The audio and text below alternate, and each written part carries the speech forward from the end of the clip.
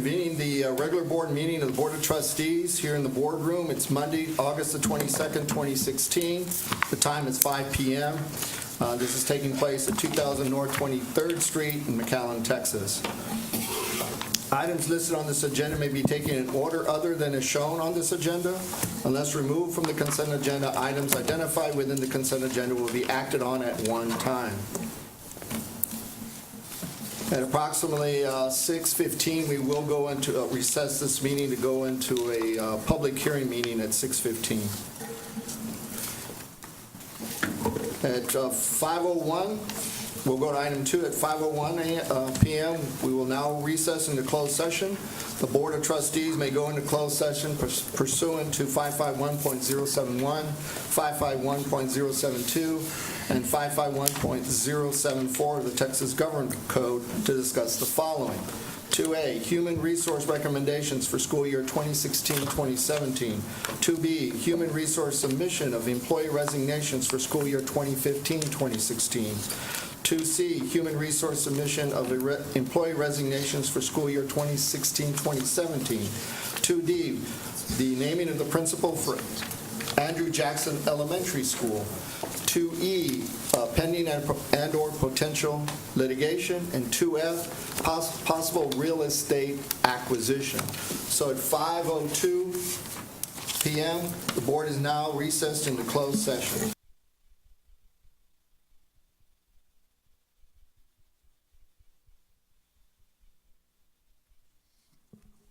So we are adjourning that meeting at this time. We'll now reconvene the 5 o'clock meeting of the Board of Trustees at 6:22. Before we proceed,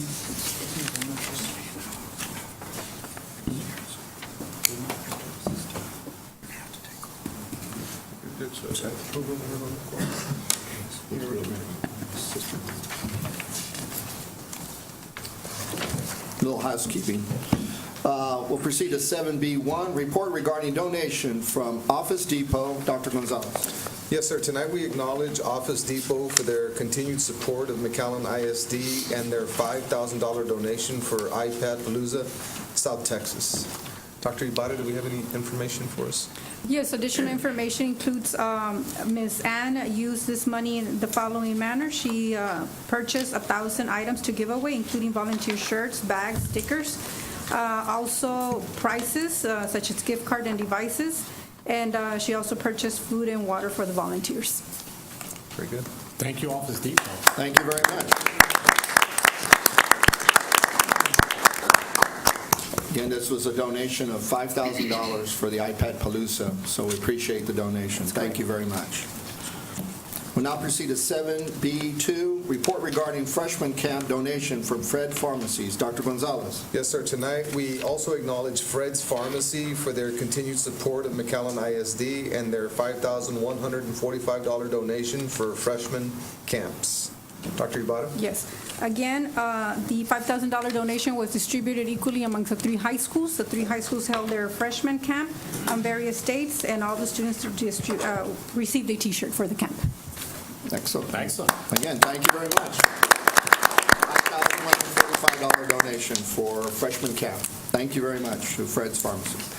We'll now proceed to 7B3, report regarding FM&O, Facility Maintenance and Operation Projects. Dr. Gonzalez. Yes, sir. This evening we bring this monthly report from the Facilities Maintenance and Operation Department about construction projects, both underway and completed throughout the district. And we have Dr. Barrera and Mr. Ruben Trevino here to present this month's projects. Well, good evening, everyone. Good evening. And Good evening, Doc. let me cue this up. I've got Mr. Ruben Trevino here. He's our executive director for facilities maintenance and operations. I need to go like that. How was your weekend, Ruben? Good. Touching up some last-minute details, I suppose? You bet. Thank you, sir. That's good. We said that space there, we got to fill it out. Wow. Thank you. No dead air. Oh, did here. Go Bree.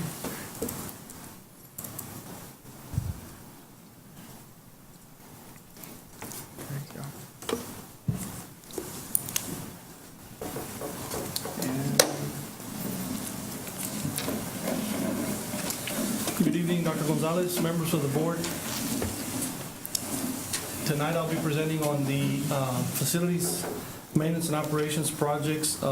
Most of these projects got completed over this summer. The first slide that we have is the resurfacing of all gym floors district-wide.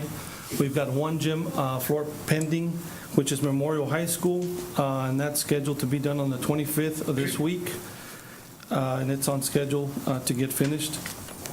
The next slide is a Rowe High School Special Systems upgrade, which was a big project that we had this summer for Rowe High School. The substantial completion was achieved. Auditorium is pending. The deadline for the auditorium to be turned over to us by the contractor is September the 18th, and that is all part of the original contract. As far as the scoreboards, we have the Rowe High School natatorium, the new scoreboard with timing equipment. That was completed this summer. All three high school coaches were trained, including the coordinator for swimming, and that's ready to go. The Memorial High School synthetic turf project, that was substantially complete 2 days right when practice started, and we had the ribbon cutting opening ceremonies last week. The original scheduled date was September 21st. It was scheduled way in advance. The following slide are the whiteboard installations that we did this summer at the various campuses. We had Morris Middle School with 77, McAuliffe 42, Gonzalez 50, Brown 21, Alvarez 3, and Lamar is pending delivery of those 20 whiteboards to get installed. What consisted of that was removal of anything that we had, which were the old-style chalkboards, repainting of the wall from corner to corner, which is a new education wall, and that was all completed also this summer. The next one is our Veterans Memorial Stadium scoreboard. Substantial completion was achieved July 27th. We had training. All the staff was trained already, and we're ready to go for this Thursday. The following is the ongoing carpet removal and tile installation in various portables and common areas. Last year, we were able to achieve all the carpet removal in the classroom areas and main buildings. Now, we concentrated on portables and common areas. Those are the different campuses that have been completed or about to get complete on a couple of them, and it will continue until we're done with everything that we have on the list. The kitchen electrical upgrades and the serving counter upgrades. Kitchen electrical upgrades, that is, we're working with Prodigy Construction, and we've got Milam, McAuliffe, and Roosevelt fully complete. They were able to be used today, and the other 5 schools are on schedule, and we expect them to be complete in the near 20 to 30 days. Those are dual, right? 2? Yes.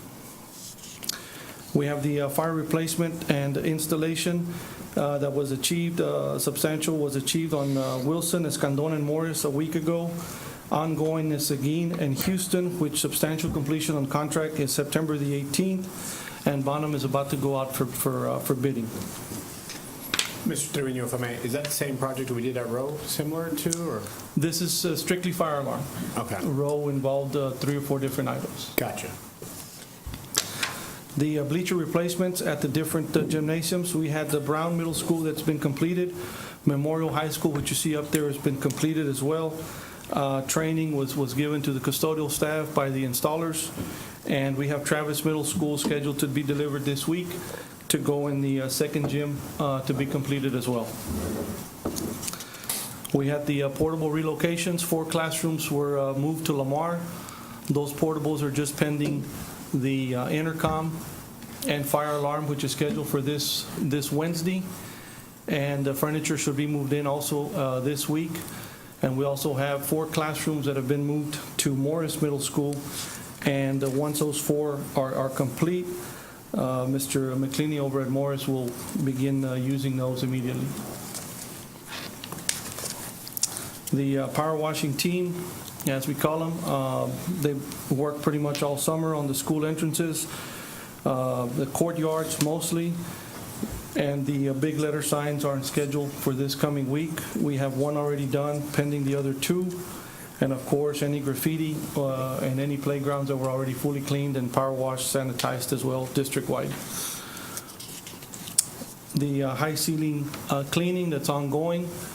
Right now, with the crews have been working at Lincoln and Morris. And they just finished the Memorial High School gym while the bleacher installation was going on.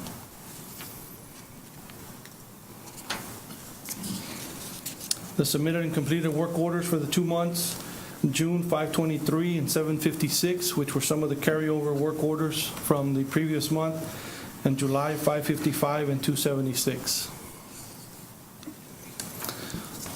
Additional projects that were completed this summer by FMO were the Memorial Girls Athletic Locker Room, McHigh Tennis Court fence repair, the portable relocations, one administrative portable, memorial concrete benches, tennis courts, parking lot fire lane and restriping. That's ongoing. There's very, very few parking lots that are pending. We got a little behind due to the high winds in the month of July that we had. We didn't want to overspray any parking lot areas.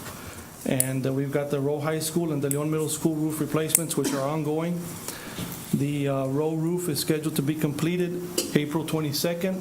Is substantial completion on contract, and the De Leon roof is scheduled to be completed November 1st. De Leon right now is probably about 85 to 90% complete already. We have the Milan Pavilion, which is already at the purchasing department. It should be going out to bid the following week, and we're good to go there. And we have the additional chiller replacements, which we're working currently with half, which will be going in Alvarez, Seguin, Roosevelt, Rayburn, and Travis at this time. We also have some upcoming projects that we're going to start, we've already started working on, which is the Thickman Zavala walkways, repairing them and repainting all the columns. Jackson Elementary Nurse's Office, splitting that up and making turn it into, adding an isolation room. The Travis Middle School tennis courts. The district-wide portable exterior repainting, athletic lockers repair and replacements. We'll be working with lockers over in Rowe, Travis, and Lincoln. The 3 high school band towers that are going out to bid, 1 for each high school. The paving projects that we have on budget for this school year, which is Milam, Bulldog Drive, and Morris Middle School. The Rowe High School air handlers, which will be starting the design for the air handlers at the campus, the fine arts upgrades, Lincoln Tennis Court resurfacing, and rooftop units. Right now we have Houston, Gonzalez, Lincoln, McAuliffe, and Garza that'll be replaced in-house. And that's all I have. So what do you do with your spare time, Rudy? Thank you for your report. Any questions, comments from the board? Yeah, just a couple. Yes. On the whiteboards, Mr. Trevino, how many do we have left? Or is that going to be continuing projects for a couple of years, or? That's something that we would have to go campus by campus and get a number from every principal. Okay. And actually walk them and come up with a common size and see where we're at. Okay. I know that the business office has been working with several campuses already as far as lining them up to continue purchasing so that we can continue installing. What's the lifespan of a whiteboard? I mean, once you saw it's pretty long, right? That I would not be able to. I'm just curious if we're ever going to catch up. That's where I'm going with my question. Because like the chillers, we have a plan for most chillers, right? Yes. So we're installing 6. How many more do we have on chillers I think left? on the whiteboard installation, we could catch up. It just depends if you want to do, you've got a lot of classrooms, especially at the elementaries, with 3 walls that are still, with the chalkboards up. Okay. And it just depends. If we're going to go with only 1, well then that'll move fairly quicker. Okay. On the huts, are they functional now? The huts, they were re-roofed, and Right. we're currently working with Chief we're starting to build a portable one that we're going to be placing at Row on the southeast corner of the drive. Okay. And you're going to talk about the plan to staff them later, Dr. Gonzalez? Yes, sir. Okay. Yes, sir. As a matter of fact, I met with Chief and with Ruben on last Friday, and we looked at all the huts, the locations, and we already have the staff in place. We're in the process of hiring. And another thing is that we met with Ms. Peña over at Lamar, and we're going to have an officer there 100% of the time, officers rotating through. So Ruben's going to be working with Chief and building a kiosk. So when you walk into Lamar High School, you'll see an officer there at all times. Okay. So that's another great addition. Okay. In regards to the row roof, I know this morning that traffic was backed up. I think people didn't know they could drop off at the gym. So everyone was trying to go to the back. So I know you have your construction items in the parking lot there, but I don't see Mr. Elizondo, but in my understanding, we're still going to have access to drop off by the gym area. Yes, sir. Okay. The laydown area is only within the fenced area. Okay. Around the band practice area. Okay. So it shouldn't affect any of the drives. Okay. So hopefully it'll take care of itself as it goes. I didn't realize the gym memorial was being done this week. Is it affecting any volleyball games? Or anything? No, it's been scheduled. I believe Memorial High School volleyball team is traveling out. Okay. So that's a chance that we have to give it the 48-hour wait. And I know my last question, we've been talking about your paving projects. Are we going to be discussing that as far as our committee to try to prioritize which ones want to do first, or what's the plan, the initial plan? On the paving? On the paving, the Bulldog Drive, McAllen and Morris. Those three, we have a budget set in place that was approved, and it's now in place as far as, after July 1st. I've met already with our on-call civil, and we feel that all three can be worked on at the same time this coming summer. Okay. And that's the what I was plan. asking for summer. Okay. Unless we have, but it's going to be hard to have a window. For during in the between. break. Yeah. Okay. That's all I have, sir. Mr. Alvaro, that's all? Yes, sir. Any other questions from this? I had a question. Trustee Rivera. Mr. Trevino, we didn't get a financial report, the price tags of these projects and the source of funds. Could you make that available to us? Whether it came out of fund balance, regular budget, reserve funds, where it came from? Yes, sir. We'll have it in the next Pretty meeting. extensive list of projects. I do want to know how we paid for those. Okay. Thank you. Any other thoughts or questions? Yes, sir, Trustee On the Esparza. resurfacing, and this, Mr. Alvaro touched on, they're just putting a new coat of wax, they're not stripping it, right? And doing No. the logo and everything No, again. the logos stay there. They come in with a real fine pad, just to kind of take everything off the top and then put a new coat of varnish. Sand it down. So it's not a complete redo of the wood or any of the logos. Okay. And on the campuses where they pulled out the old bleachers, a lot of them had those old wooden bleachers. Yes, sir. Is the contractor hauling all that away? What are we doing? We kept as much of the good wood that we could, and we have it stored at the old Tigban Zavala cafeteria. And we're reusing as much wood as we can for forms or wherever we can use it and paint it and reuse some of it. Okay. And the steel and all that was hauled off. Hold on. Okay. Yes. Thank you. Yes, sir. Any other questions from the board? I have a couple of questions. The stadium, the installation of the flagpole, what's the time frame for The that? installation of the flagpole, sir, is scheduled for this Wednesday. It's a 60-foot flagpole. The company's coming down from Dallas. We were able to get 3 different quotes, and it's a 60-foot aluminum, state-of-the-art, nice flagpole that's going to be located on the northeast area of the stadium.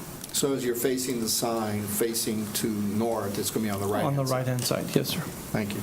And handrails at the stadium? Handrails, we had 2 quotes in place, visited with Mr. Chanin, Miguel Chanin, the structural engineer, to get his approval on whether to do the coring or to do the actual drilling on the plates for handrails. He recommended the plates versus the coring because of the age of the concrete. And that's already in place to get ordered so that we can have them installed this season. What time frame are we looking at for install? The last I heard was a 3-week lead time, 3 to 4 week lead time. And I know we have a list, a comprehensive list that was prepared over a year ago regarding HVACs Yes. throughout the district. Where are we on the HVAC cooling for the McAllen gym? As far as the McAllen gym, I know there was an event, a week ago, the volleyball tournament? Fest. We had one of the chillers, not the cooling towers outside, which are the new ones, but inside the chiller room, one chiller was down. So that's the reason that we were experiencing kind of on the warmer side. Now that the chiller's up, we had the company come down from Corpus. There was a leak in one of the inner tubes. It got already taken care of, and everything is back up and running. Okay. So it's as far as the cooling, once we install the new cooling towers, we gave it more of a redundancy. But yes, we do. I agree that the gym is probably going to be needing some reinforcement in the years to come. Okay. So was this a failure of a part that just normal wear and tear life expectancies at this point? Yes, it was a leak on the Freon side. All right. Thank you. Any other questions? I just want to piggyback off here. So if there's 2 games there, volleyball games, or McAllen Memorial, whoever, what's your confidence level that it's going to stay, it's going to work? Because I know this has been going on for a while, and it wasn't just warm, it was hot. Like the floor was not unplayable, but it was getting there. They had to stop to wipe the sweat off. So I guess what I'm asking is, and I hear you, that's a part, but if you said we need to continue to address the issue, is this something we need to do now? It's been an ongoing issue since I came on board. Right. We did have our engineer look into it, and I believe he does have the information that we need. I can present it, and if we need to go forward, we'll move forward with a new system for the gym, a standalone system only. Well, I mean, I don't know the money involved and all that, but I'd like to hear the report at least so we can make a decision. Because if we're going to have this problem throughout the year, you're going to, we need to do something. Thank you, Trustee Alvarado. Any other questions, comments? We're on the list that was provided to us that prioritize all the cooling systems throughout the district. Where is the McAllen gym in that regard, that cooler? I'll have to go back and look at the list, but I know it is on there. Okay. And it's been a concern, for since the cooling towers were being installed. Thank you. Any other questions or comments? Yes, sir. Thank you for your report. Proceed to item 7B4, report regarding progress monitoring of UIL participants. Dr. Gonzalez. Yes, sir. Our athletics, fine arts, and career and technology departments have teamed up to develop an academic monitoring system for students enrolled in their programs. And Dr. Barrera and Coach Paula Gonzalez, Jim Egger, and Lily Sandoval will explain this innovative concept. But before they get into it, I did want to thank the group for all the work that they put into developing this progress monitoring system. As we know, our students that compete in events that are sanctioned by UIL have to pass in order to be eligible. So this innovative system not only looks at students and where they are with regard to passing and failing, but it looks at students across a spectrum. So it even monitors our students that are doing very, very well. We're calling them tail right blue kids. And then it points out the kids that are struggling, our tail left red kids. But the beauty of it is we're not just waiting for 3 weeks to take action. All of our coaches and sponsors will be speaking the same language with regard to monitoring students throughout the year.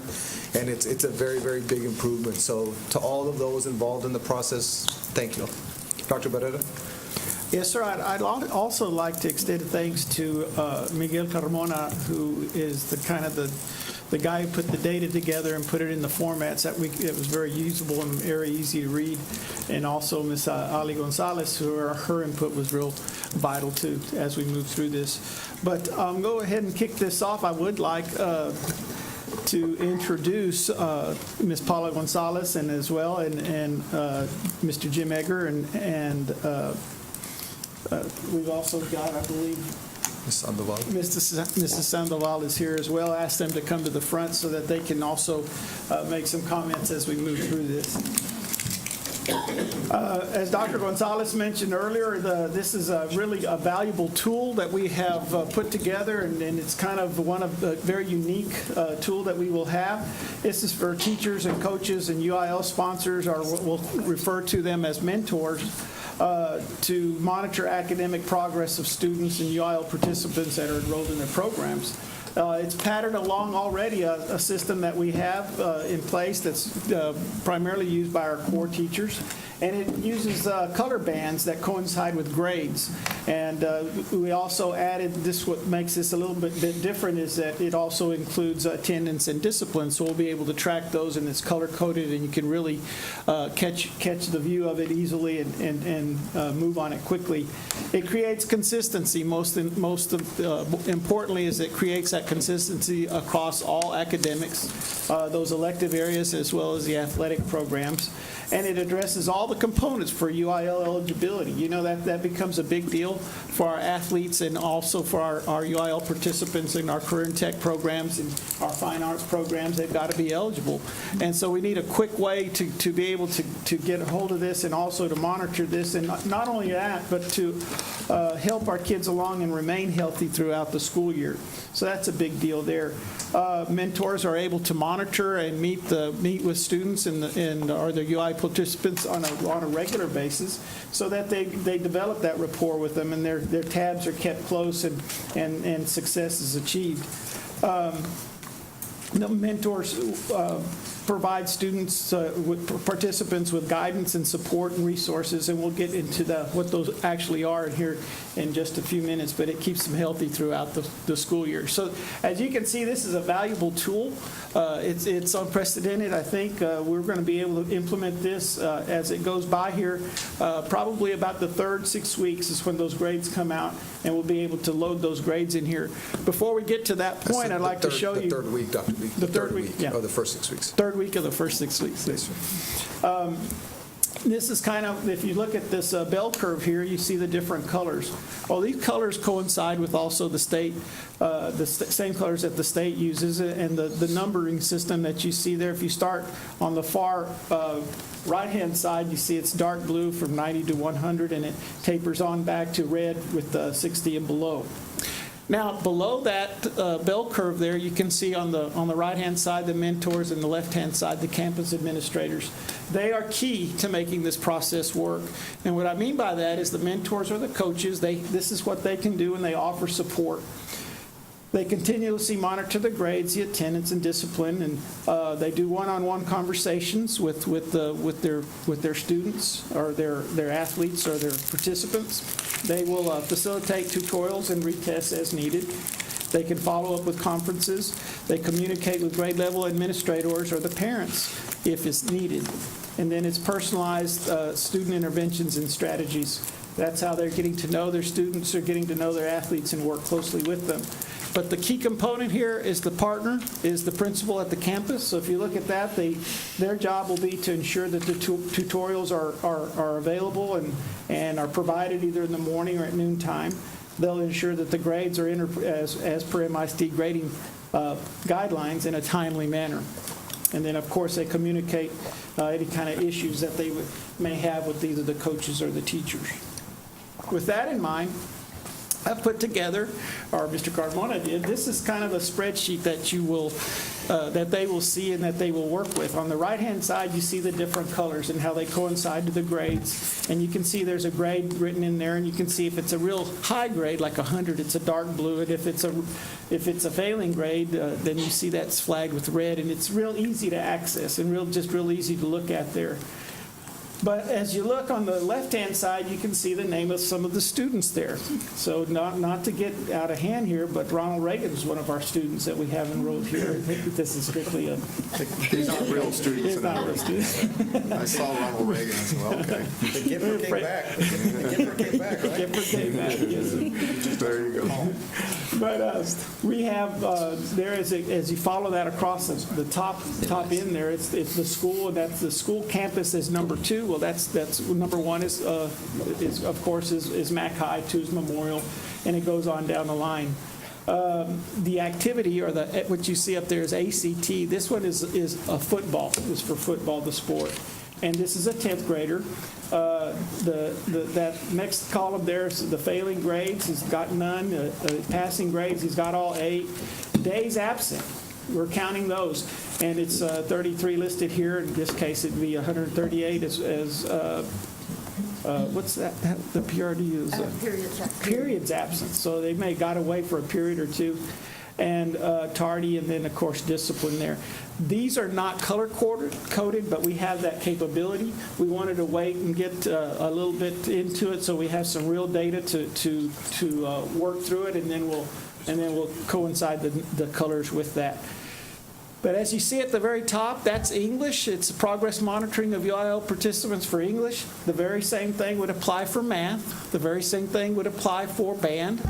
And on down the line, as you can see here, for choir, career and tech, and of course the FFA program too, they have to be eligible to participate. In this case, commercial photography, same as you look. And what I bring this out to show the consistency in the different reports, but it all has that color-coded capacity to it, and it also has the attendance and the discipline as well. There's football, and we conclude with swimming. So this kind of brings us to a good stopping point to talk about it.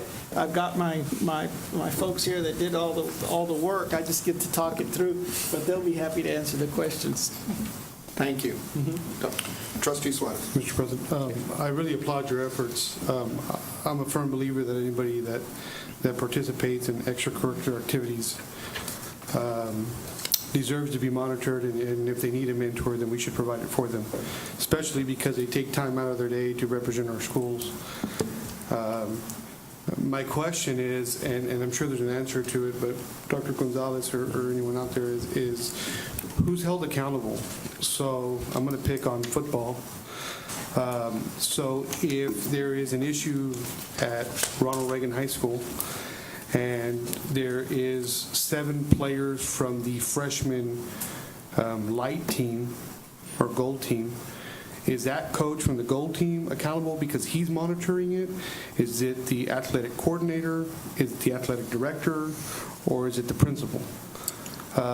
Because it's great to have a system in place, but if we have a group of kids that are not passing and we have a system in place, then we go back to who's accountable for this. I think to just address it to one person really it's not enough. The accountability, it's going to be set up where, like, for example, football, they will be in activity groups. In other words, all the male athletes will go into a football group. From there, the football groups can be utilized into all the different levels. You have your freshman team, your JV team, and your varsity team. Corresponding coach will be directly responsible. And I think a lot of that is in the planning stage, the way that we're going to break it up. And Mr. Carmona will be meeting with the coaches and pretty much advising us in regards to how to set them up. The direct responsibility will come to the coach responsible for the team. And of course, from there it comes to the head coach. So the head coach of each sport will be responsible to monitor that it's being done from the varsity level to the freshman level. With that comes, and I think the bottom right there is very important, that point where it says that success is all about making connections. So I think a lot of it comes from the rapport.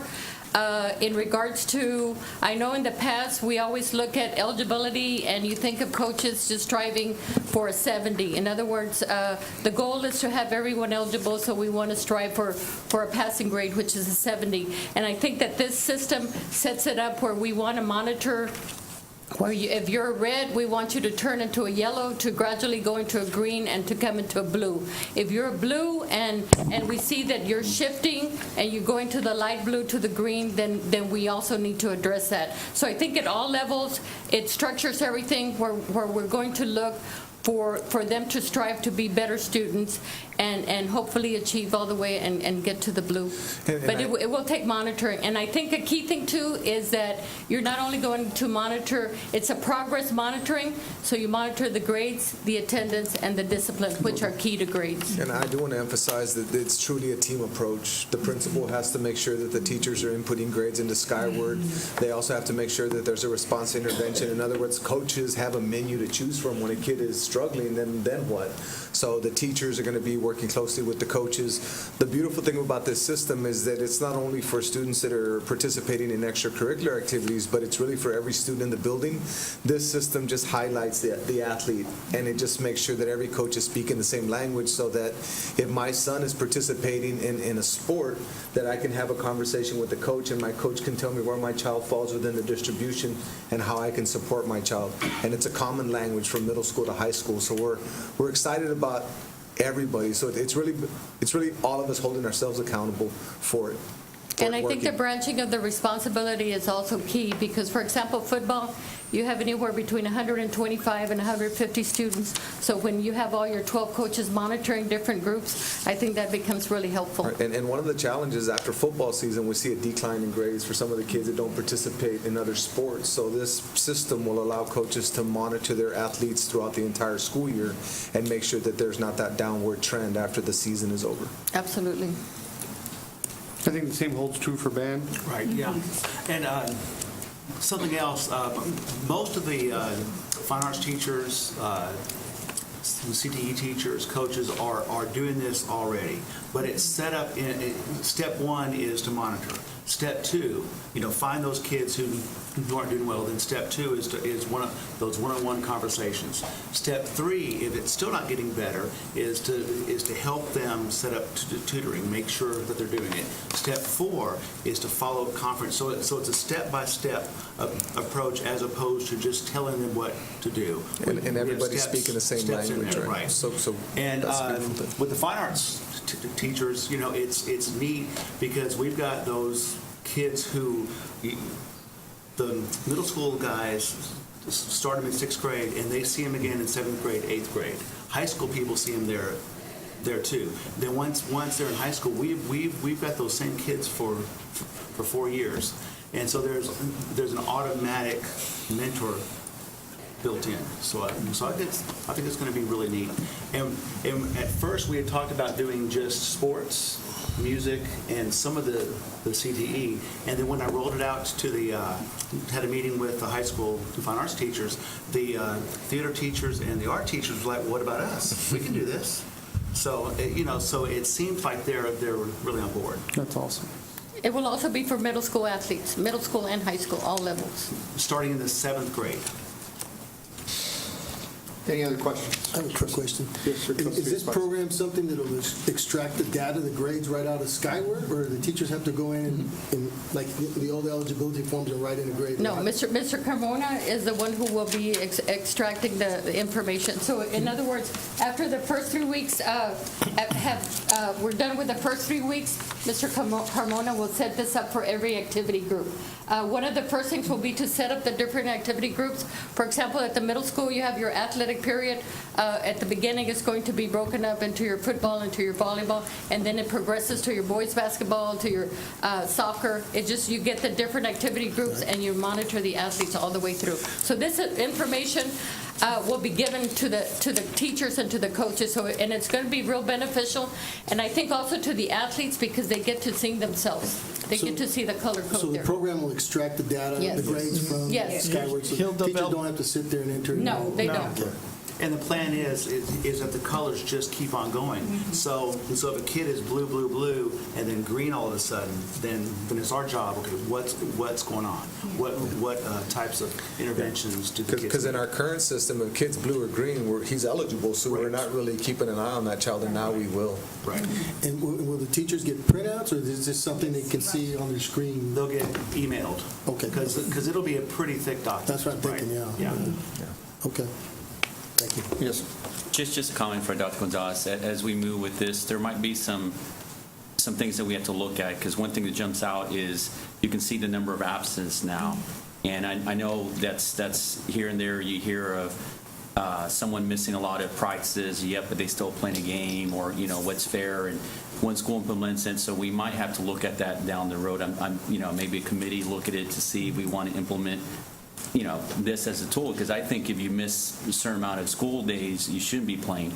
And the rule is now, if you show up on Friday, you play, or, using football analogy. Yeah, I don't think we're as consistent as we can be, but the great thing now is that a coach will have a data set so he can leverage and sit a parent down and say, this is a concern that I have, this is when your child was absent, and how can we work together to help your child? Well, I think These are the consequences. The parents are the worst, because they don't care if they missed all 4 days of school. They still want the kid. I know there's UIO rules, all I know, that you get a certain amount of days, but I'm just trying to, because other districts do implement this. They do implement a certain amount of days that you miss that you have to play. I like the SAT, that is information. I know other school districts make every varsity school athlete have an SAT score up there, and that's a good thing.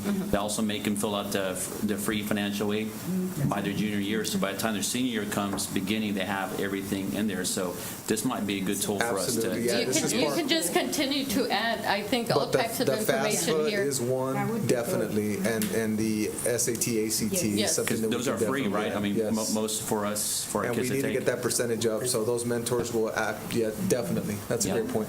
Absolutely, and I think if you look, I think it's pretty detailed, because you don't only look at days absent, but you can look at periods absent, and then you can look at periods tardy. So I think in regards to the attendance, it gets pretty detailed, and they can pretty much monitor in regards to, like, maybe they could say, I've noticed you've been missing first period, for the last past 7 days. Yeah. So it can bring out things like that, or after lunch or before lunch, so you can kind of look for those patterns. And I do want to commend the coaches and the teachers and the principals and all the campus staff for being open-minded, because this is a sophisticated system.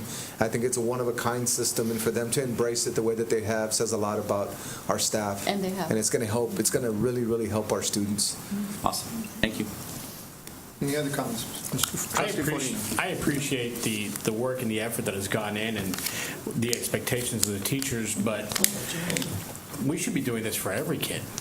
It doesn't matter if they're in a fine arts program. It doesn't matter if they're in athletics. If they're at MISD, we need to be taking care of this. And I can give you the example of a graduate of ours that was supposed to play a sport for us at the university, but did not qualify for NCAA. And there's a difference. You can get into school, you can be accepted by the university, but to participate in NCAA, you have to qualify. And the grades were just abysmal, and the absences were abysmal, that I immediately wanted to call the coach and just question, what are you doing? What's going on? What's wrong with your program that we're putting out this product? And I was a little embarrassed, because it was my director of compliance that brought it to my attention. And he said, specifically, I just want you to know what's coming out of the schools. It's not just McAllen, but I think this is a great program to have for all of our students that are in the extracurricular activities, but this has got to be across the board for every student. And I know that we're counting a lot on the teachers to input these grades in the Skyward, but I've had my battles with teachers that, when you ask where are the grades in Skyward, they'll just, we're getting to it, it'll happen. And they wait till the last minute, which is frustrating as a parent, because I've got these reports that every Saturday morning at 4 o'clock in the morning that come in on my phone and say, your child is missing this project, your child is failing this course. And when I ask my child, it becomes, I turned it in, the onus goes back on the teachers. So we're really going to need a lot of the help from the teachers to be able to fulfill their commitments and make sure that these are in Skyward. Absolutely. And we do have a value-added progress monitoring monitoring system for every child in our district, and we are getting better at it. But you're right, Mr. Farina, this whole system hinges on Skyward being up to date. Right. So that's something that we're going to have to work very, very hard on to ensure that we're doing that, so we have something that's valid. Any other thoughts or comments from the board? I want to commend Mr. Carmona. I know when Ms. V was at Rowe, there was a gentleman there, I don't know if it's the same gentleman, that was showing me some things a few years back similar to this, that was following all students, and I think you were trying to build on it. I don't know if it's the same gentleman, but if it is, I was impressed then. I'm even more so now. It's the same concept. That's what we're moving all of it. It's the one you're talking to is Mr. Doyle Todd. Okay. But it's the same. All it is merging the grades from Skyward and attendance into one place and coloring it. And that's what we've been doing for 2 years now with the tests. Yeah. And it's the plan. It's the plan that's going to move forward with, to help the high schools. It's so big there. Yeah. Same thing where we're going to help all of them. But we'll do it from Central instead of asking a campus administrator to do that. Yeah, this trolling of data from different softwares into one component that allows you to create this is fascinating. And frankly, with the accountability standards the state's coming out with, this is good.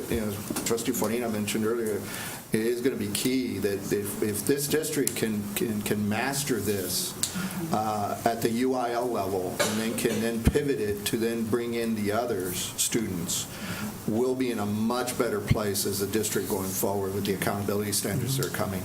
Because to get a district, rated, or campus, starting with a campus, A, B, C, D, or F, that is going to the neighborhood's going to be. And then for the district to be A, B, C, D, or F based on those 5 criteria, this is one of them. Attendance is a big one. Showing progress within your grade level is a big one.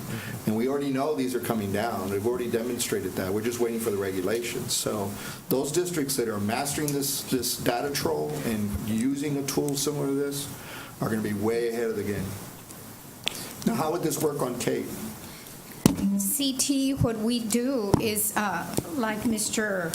Edgar was saying, we're going to be able to not only keep up with all the CTSOs like FFA, DECA, et cetera, but we're going to get the grades within the prep classes, and some of those students are still not part of CTSOs. So all teachers are going to be monitoring whether it be they're in band or not. So this is an opportunity for them to really, from the very onset, to stay very focused in 9th grade, 10th grade, and so on. And so the advisors that have CTSOs are going to be able from the very beginning to see, hey, you want to participate, or you see the gaps, and so you can start helping them from the very beginning. Okay. And one thing I want to point out as well is that the system allows us to help kids that are having issues in the psychosocial area, because a kid may be dark blue, but then he goes through a crisis in his life, and now he goes to a yellow. So then we get the academic counselors involved, we get the family treatment program involved. So it's more than just academics, it's also on the psychosocial side of helping children that are dealing with crisis. So that's something that's going to be special about the system. Because you'll see that in grades rather quickly, and Yes. disciplinary and attendance real fast. Yes. And another thing is, now with endorsements, we get our students in electives that are coherent, so those teachers get to know those students very well, just like the band students, the athletic students. So this is just going to it's going to be another set of eyes on those students and supporting, so that that they feel that there's connections throughout, and they feel the support throughout. And then the powerful thing is that it's a common language. Language is culture, culture is language. So if you look at how we're going to be speaking the same language with regard to progress monitoring, it's going to make our system very strong. Yes, Ms. Bridget. I just wanted to say, with the high school, sorry. With the high school, it's so big. So when we broke it into the teams, so there's 4 teams in 9th grade. So it's 125 kids, 125 kids. It's the same in 10th, it's the same in the 11th, it's the same in 12th. Now what our progress monitoring is going to do is it can come in, and you saw that several years ago, it can come in and it can assign every student an assistant principal and a counselor. So if the assistant principal and the counselor is in charge of the first-year student in high school, well, now this report, just like you're seeing on 125, it's made per team. So the whole team, when they meet in their conference period, are discussing, and the color, nothing of this is new. They can see skyward, but color changes everything. And so then it can be percentage of passing rate at 3 weeks in whatever subject on that team. But the beautiful thing that we're going to do is we're going to be able to link it across the district. And so when you're seeing the 4 teams in 9th at Mac High, 4 teams at Memorial, then you're going to start seeing pockets. Wow, how is that team pulling off 99% passing rate and 100% attendance? Let's talk what they're doing. What incentive are they doing? And so it starts building each other up. And that was the whole idea of school within a school. Make it a smaller place, make them belong to people, and there's that psychosocial. So the team, the AP, the counselor, you can get a healthy system of support, and the color is going to help us fast. I'm with you. I mean, this is exactly what we do in our business, and we share that in real time on a week-to-week basis so our employees know. And so I hear you exactly what you're saying. I want to commend the staff that has stepped up, the teachers that are part of your various departments, the fine arts, the career technical education, the athletic department, that are at the vanguard. They're at the forefront of what needs to happen. So I know it's a lot of work, a lot of effort, but it's very much appreciated that they're doing and supporting, et cetera. Definitely feed forward, looking at ways to possibly improve this as we go along. So I commend everyone. One thing it does bring to mind is it may be something down the road, Dr. Gonzalez, probably in the fall, we're going to need to have, the district's required of the superintendent to bring what are teachers required to do on an annual basis. So I think we probably need to schedule that on our agenda so we can have a report of what are the things that Mr. Espacio was bringing up earlier, I think really needs to be looked at. Are they being asked to do certain things within their work schedule that is taking away from being able to do the added value items such as this? And we're supposed to do that on an annual basis, so we'll probably need to schedule that. The great thing about this system is they deliver quality instruction and they input grades, and then after that everything is produced for them. As far as data being merged or anything like that, it's just fed to them. So we really want to streamline our systems where our teachers can focus on teaching and differentiating and doing all they can to meet every student's needs, and that the system supports all of that and makes everything very, very streamlined for them. So, but we will definitely come forward with a report with regard to what teachers are asked to do. All right, thank you. Anything else from the board? Anything else? Mrs. Silva, would you like to add anything else? Now you can reciprocate. All right, thank you very much. Really appreciate the effort. Thank you. Thanks.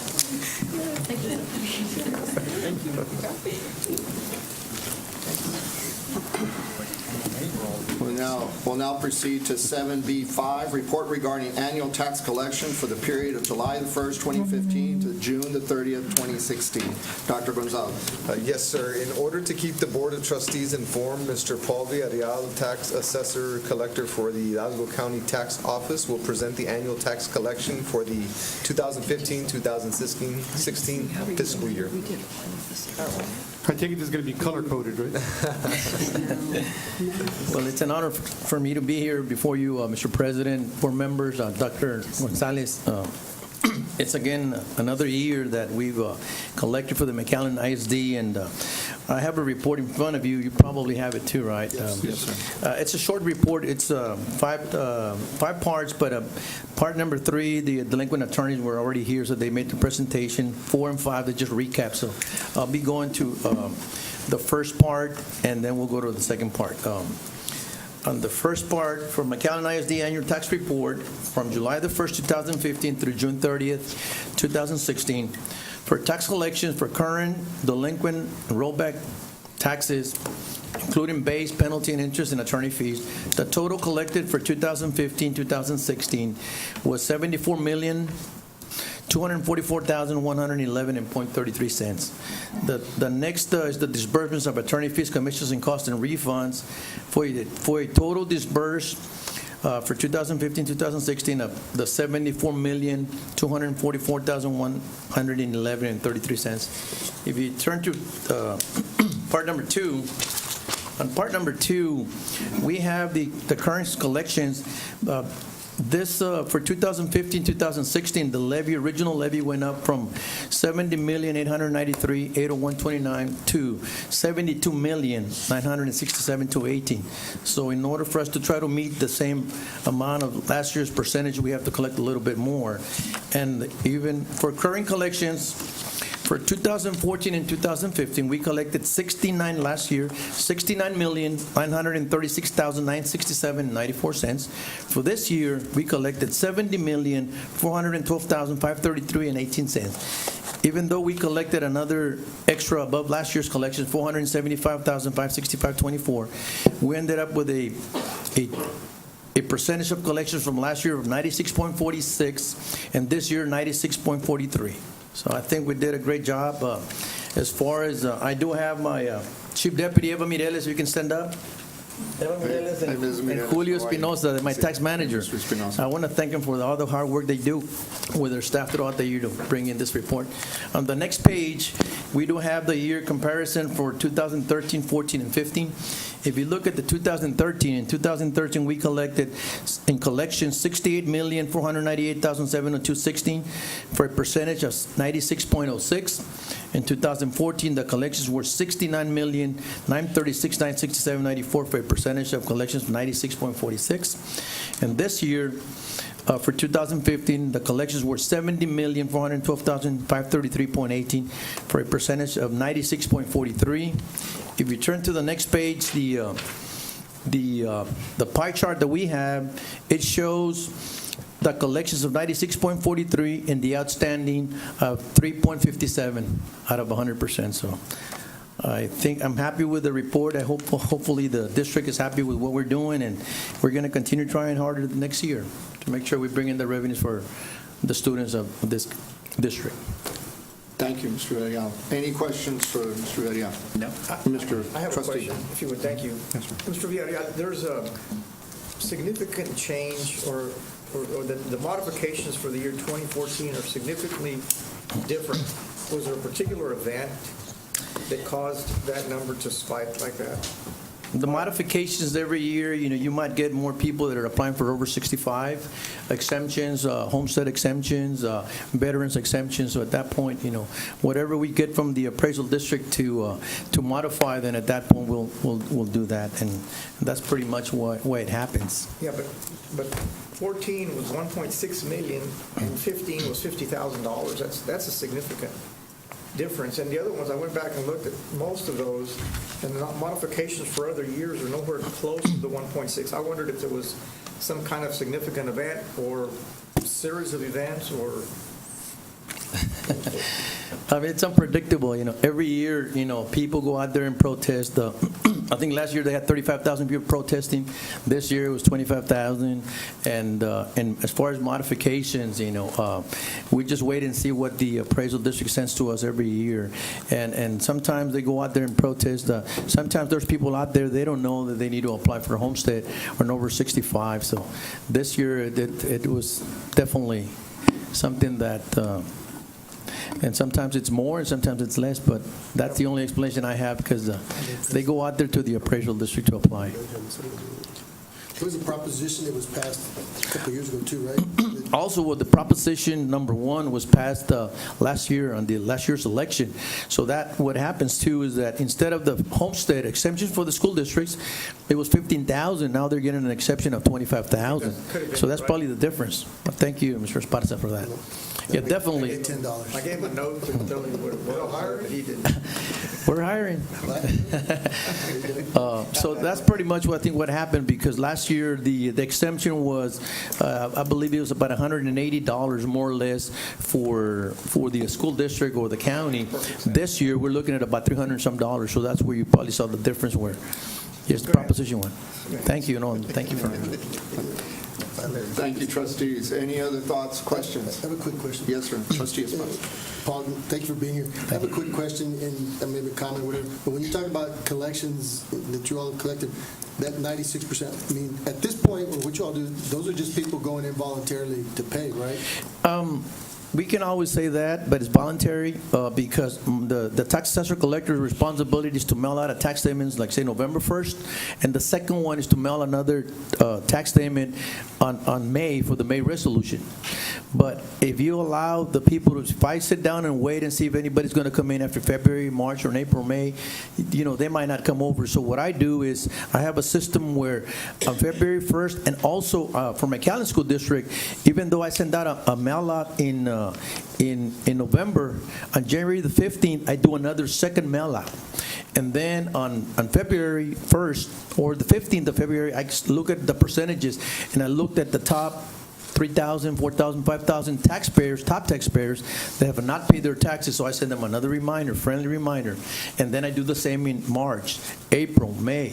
And that's what I have to do because not always, they don't come in just voluntarily because it says, you know what, I owe some taxes or I got to do this. So what I do is try to come out on the media, on the television, on the news, on the press releases, on the radio. I try to keep as much effort on it until I get to the point where I meet the percentages that I need.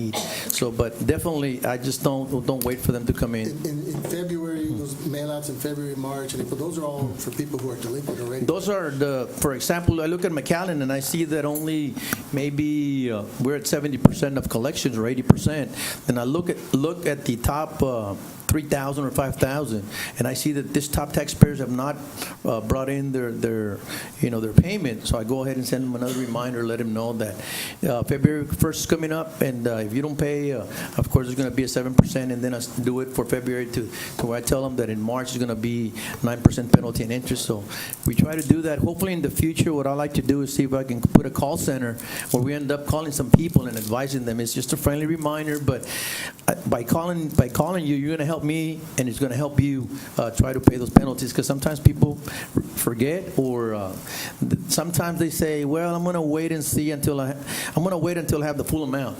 And if you owe $1,000 and you have $500 sitting down at your home or your bank, please give them to me. We'll go ahead and apply it, and your penalty and interest is going to be, and I always do it with a smile, okay? I always try to treat everybody respectfully. And I always try to tell them, hey, give me a payment, because if you keep it at home, car will break down or something will happen. At this point, at least your penalties and interest are going to be in the difference that you owe, so bring me another payment. But don't let it go till July the 1st, because then at that point is another higher percentage. Just so you know, when I make that payment, I don't do it with a smile. I do it for the district. Thank you. Trustee Suarez. Just for the record, right now, the only means that you communicate with the public is through mail, right? Well, no, I mean, So like if we get a call saying to go pay at a Bell's, we know that it's not you, right? Because the reason why I'm telling you is because there's a lot of, if you listen to the news now, there's a lot of scams. So right now, it's just through the mail. What forms of communication do you do currently now to remind people to go pay their bills? Is it only mail? No. Well, I mean, I do get the Univision, Telemundo, Channel 4, Channel 5, the radio stations. I do a press release. Right, but you're not calling anybody currently now? right now, no. Door to door right now. No. Before we used to do it, and we got so busy that hopefully after we get a call center, hopefully we'll have a chance to end up calling certain people. But of course, we're going to identify ourselves from the county tax assessor's office. Thank you, Trustee Suarez. Any other questions, thoughts? Thank you. We want to thank our taxpayers that do pay our taxes. Definitely. At the end of the day, they are paying, and then because of that, there was an increase here that we're able to apply that into our funding, so we can then take care of whatever we need to hire the teachers, provide the facilities to educate our children. So thank you all. Thank you so much. I just want to add one more thing. I collect for every school district in the county, and the highest percentage of collections and the highest revenue of $74 million it comes from McAllen, because you do have a big tax base as far as value is concerned. So you're the highest that I collect for the whole county.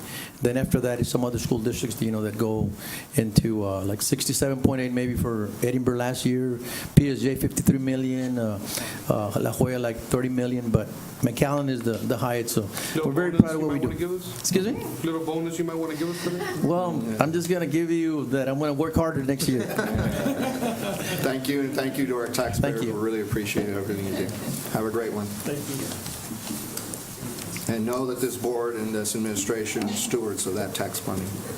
We'll now proceed to item 8A, approval of human resource recommendations for school year 2016-2017. But before I do, this was an item that was item 2 on the agenda that we went into closed session and discussed these items in closed session. There was no action taken in closed session. No vote was taken in closed session. I needed to have mentioned that earlier, and I hadn't done so, so I want to make it clear. Now that we're going to take action, this is the first opportunity the board has to take action on these items. So 8A, again, approval of human resource recommendations for school year 2016-2017. Dr. Gonzalez. Yes, sir. Human Resources is submitting a list of recommendations under separate cover for discussion during closed session, and we are requesting action on this item. What say you, board? So moved. So moved by Mr. Suarez, seconded by Mr. Alvarado, Trustee Alvarado, and Trustee Suarez. Any discussion? Hearing none, proceed to a vote. All in favor signify by saying aye. Aye. All opposed, nay. The ayes have it, 7-0. Item 8B is human resource employee resignations for school year 2015-2016. This is for information only. Dr. Gonzalez. Yes, sir. Human Resources is submitting a list of resignations for the 2015-2016 school year under separate cover for discussion during closed session, and this is for information only. Thank you. We'll now proceed to 8C, human resource employee resignations for school year 2016-2017. Dr. Gonzalez. Yes, sir. Human Resources is submitting a list of resignations for the 2016-2017 school year under separate cover for discussion during closed session, and this is for information only. Thank you. Proceed to 8D. This is approval of the principal for Andrew Jackson Elementary School. Dr. Gonzalez. Yes, sir. The administration recommends Mr. Pedro Garcia for the position of principal at Andrew Jackson Elementary. Thank you, Dr. Gonzalez. What say you, board? So moved. So moved by Trustee Alvarado, second by Trustee Forina. Any discussion? Hearing none, proceed to a vote. All in favor signify by saying aye. Aye. All opposed, nay. The ayes have it, 7-0. Congratulations to Mr. Pedro Garcia.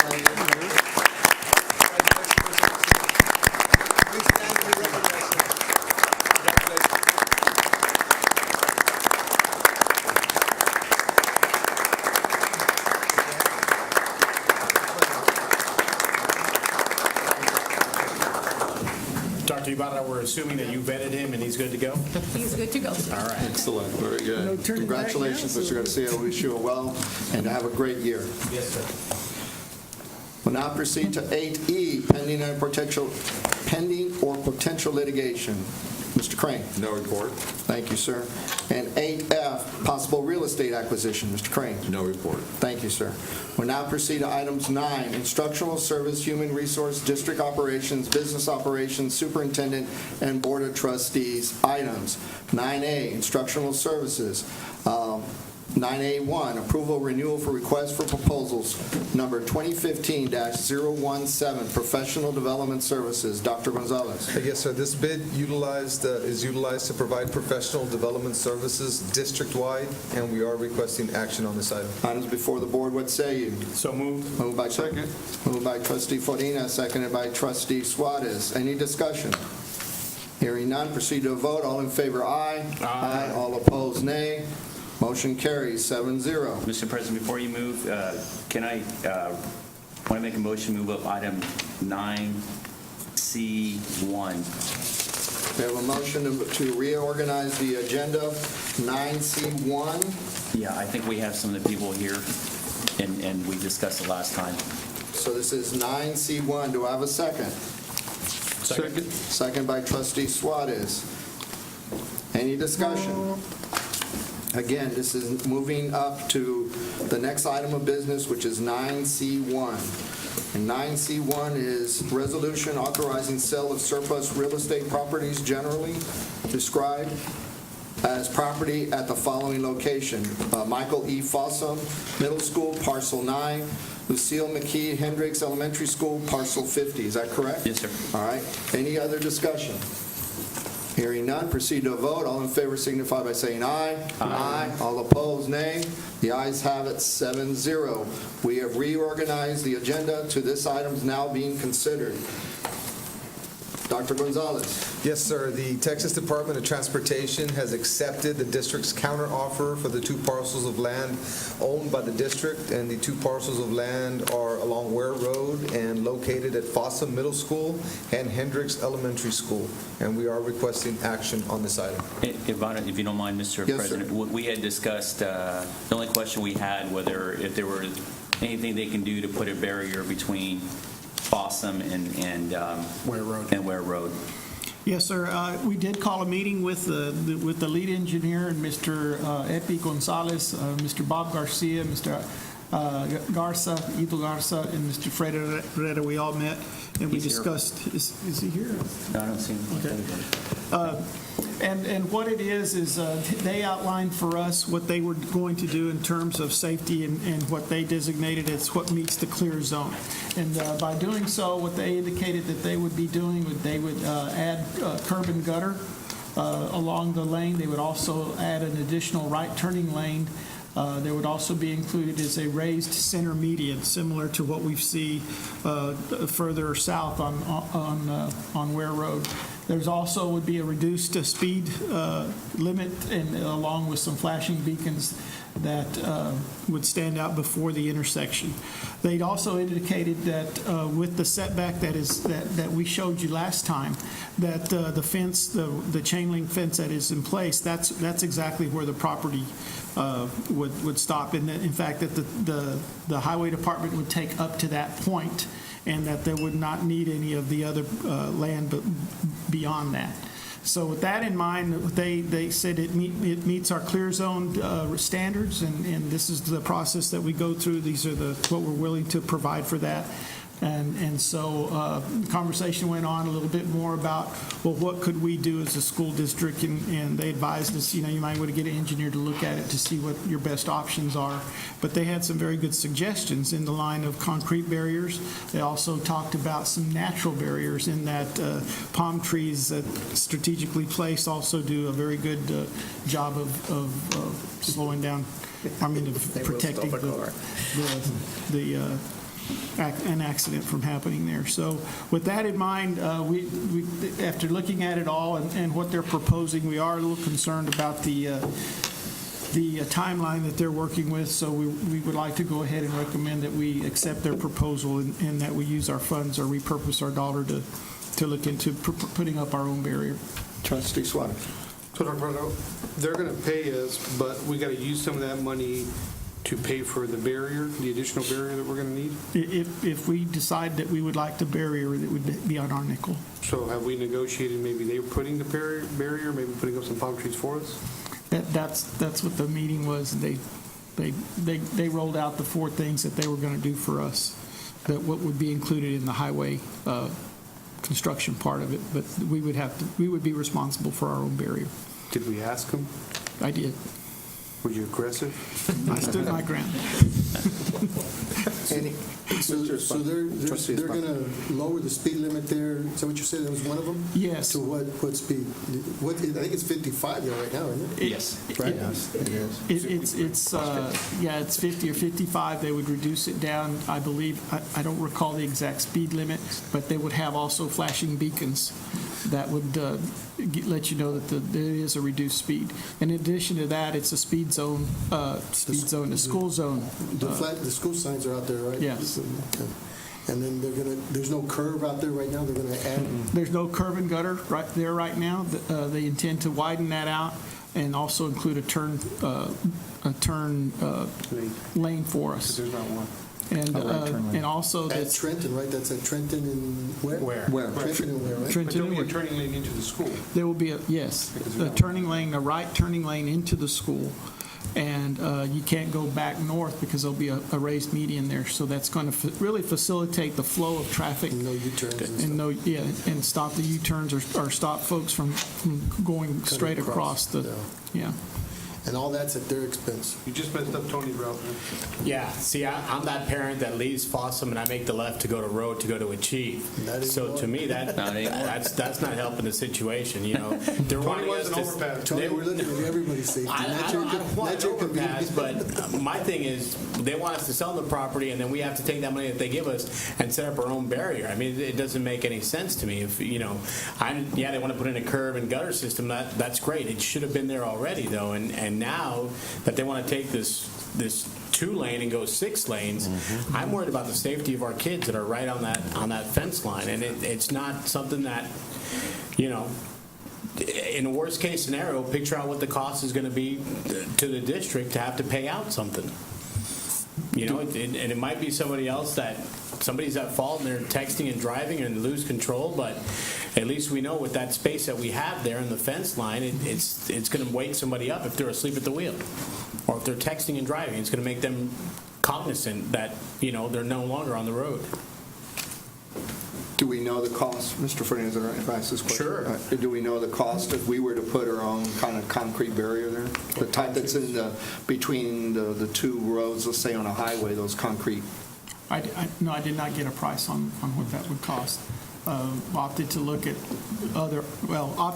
all of the options and then come up with something else.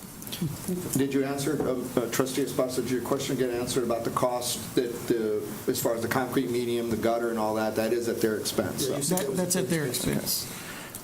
I don't know. I think we needed to have known, in my mind, the cost if we wanted to take that on if we wanted to put a barrier, what that might be. Because if we're taking all the proceeds, I'm all right if we take the proceeds and it's equal, if we choose to reallocate those funds to put the concrete fence there, if we feel that that's what we need to do. But if it's more than that, I don't know. They were taking it for a loss. Yeah. If I may. Yes, sir, Mr. Miller. Dr. Barrera, if we don't sell them the land, does eminent domain apply here, and they'll take the land anyway? Yes, I believe that's correct with Mr. Craig. Exactly. This is a predecessor to actually going, it really is, the eminent domain process has already started legally. And the first part of the process is to negotiate with the landowner to see if an agreement can be reached as to value. If so, that stops it. And then if we can't reach an agreement, it goes on through the process. And if we don't approve it and they proceed with eminent domain, we could get less than what's on the table. You can't get any less. Well, you'll get the fair market value at least as per the appraisal, but your counter offer that was accepted by TxDOT was greater than the appraisal. Right. Thank you, Mr. Frank. Thank you, Dr. Barrera. And Mr. Miller, you were just talking about the improvements to the main road of Ware Road as being part of that. Is that what you're referring to, those improvements being accepted by TxDOT? No. When it first started, TxDOT got an appraisal of what the land was worth. And then the district negotiated a higher amount than that appraisal. That was our counteroffer. Okay. And then they accepted our counteroffer and are willing to pay our counteroffer. That's just for the real property.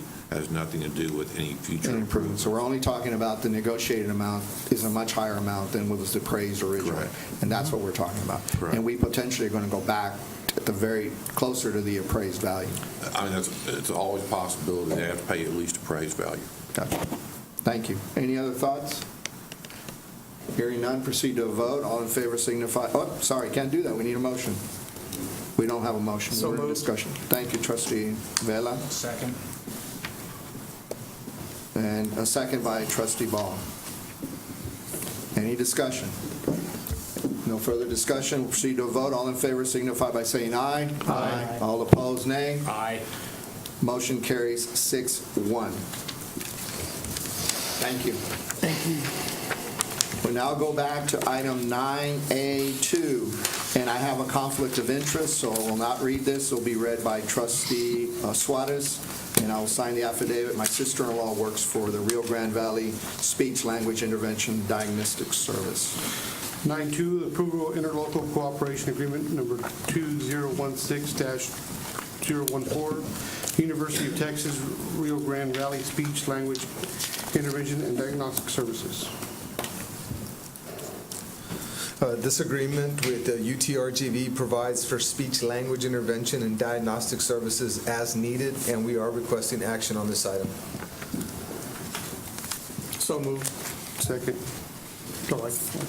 No. I'll second it. Thank you, Mr. Alvarado, for a second.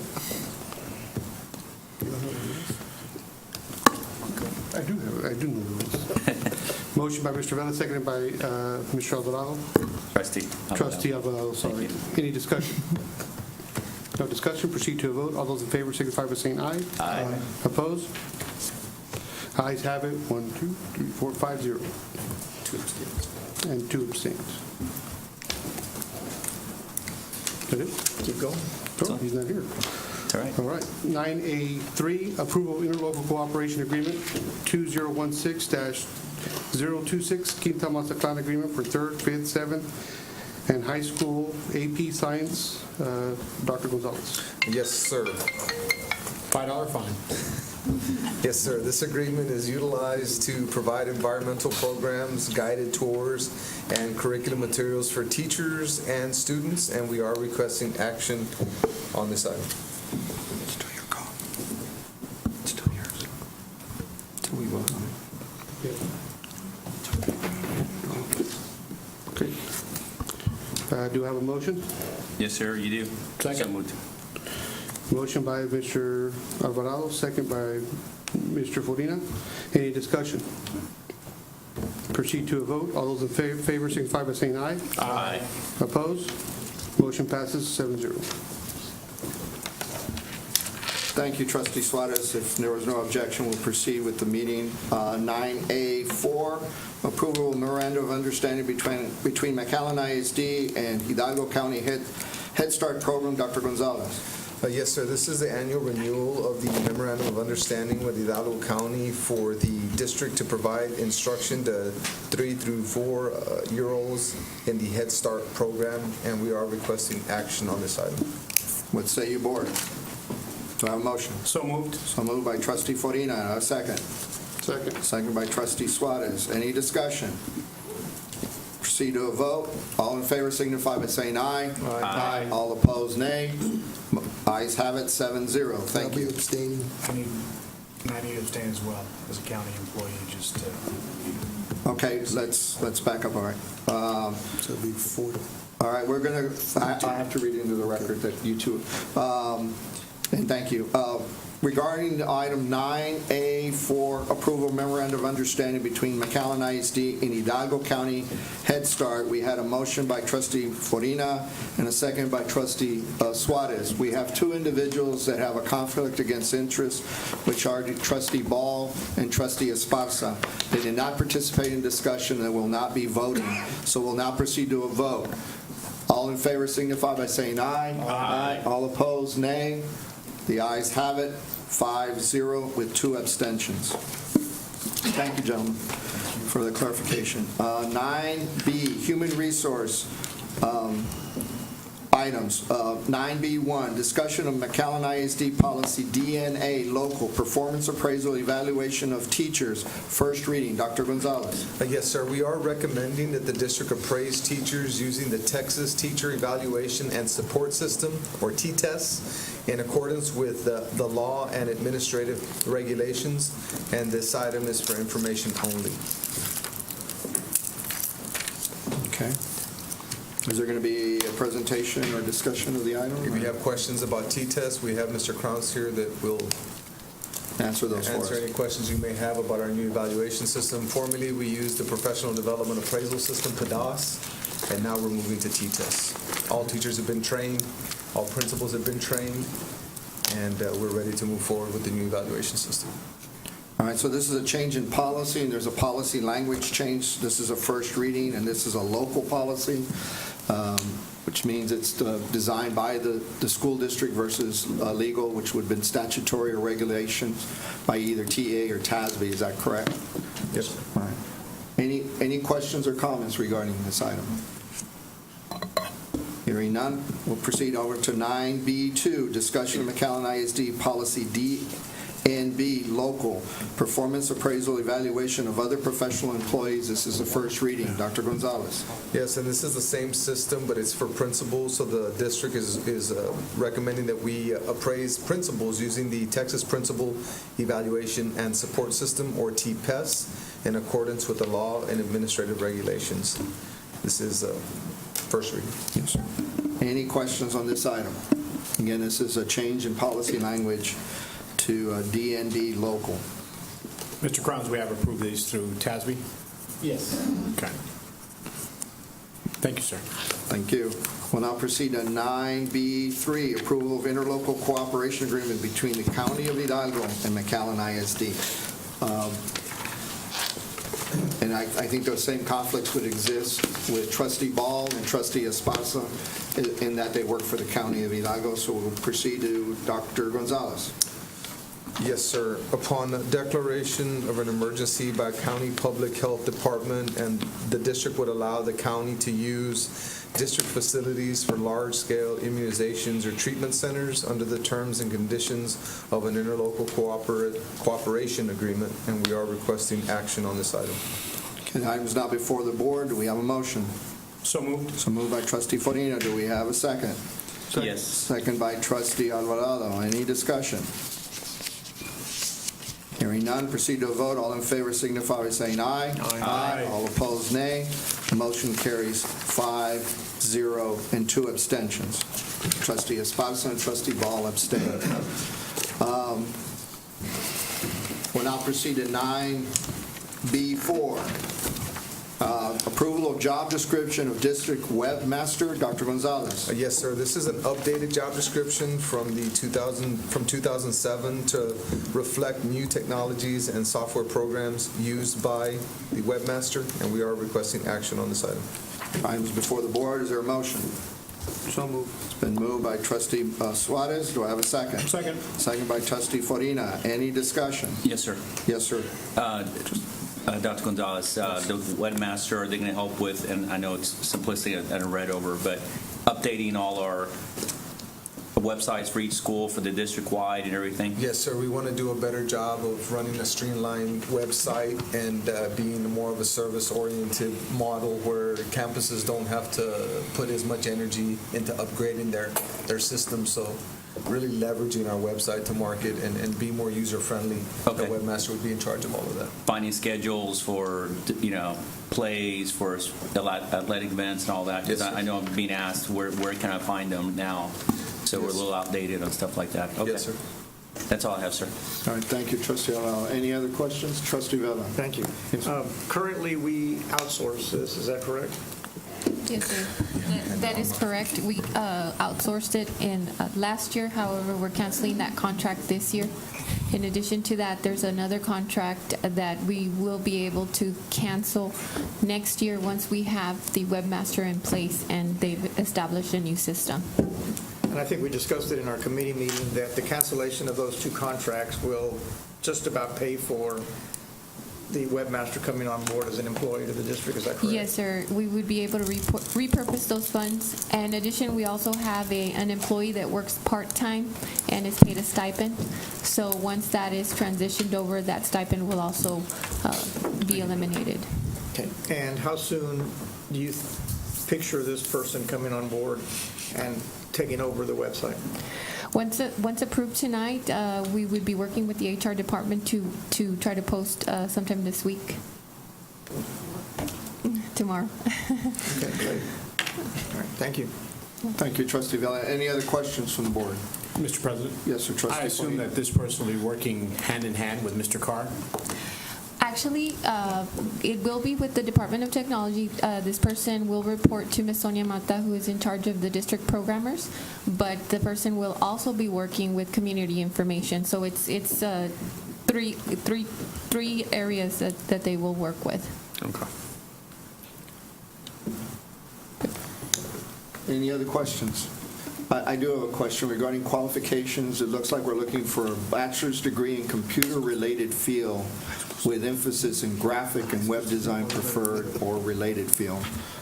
If we're looking for a webmaster, why would it be web design preferred instead of saying, that you have to have a background in web design, either certification or degree?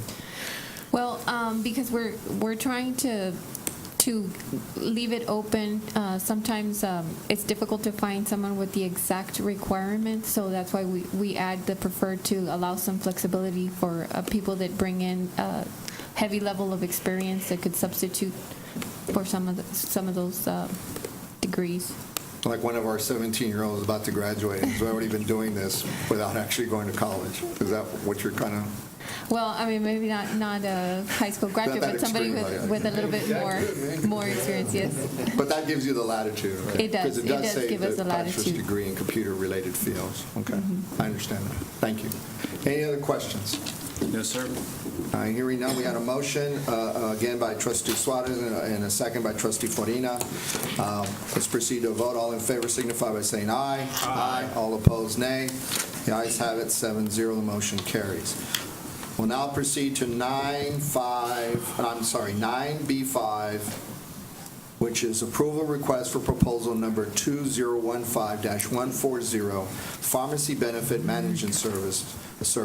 Dr. Gonzalez. Yes, sir. The district utilizes this contract for processing and paying prescription drug claims and other prescription management benefit services, and we are requesting action on this item. Mr. President, I'll be excusing myself for the next two items. I have a conflict. I work for a company that I applied for both.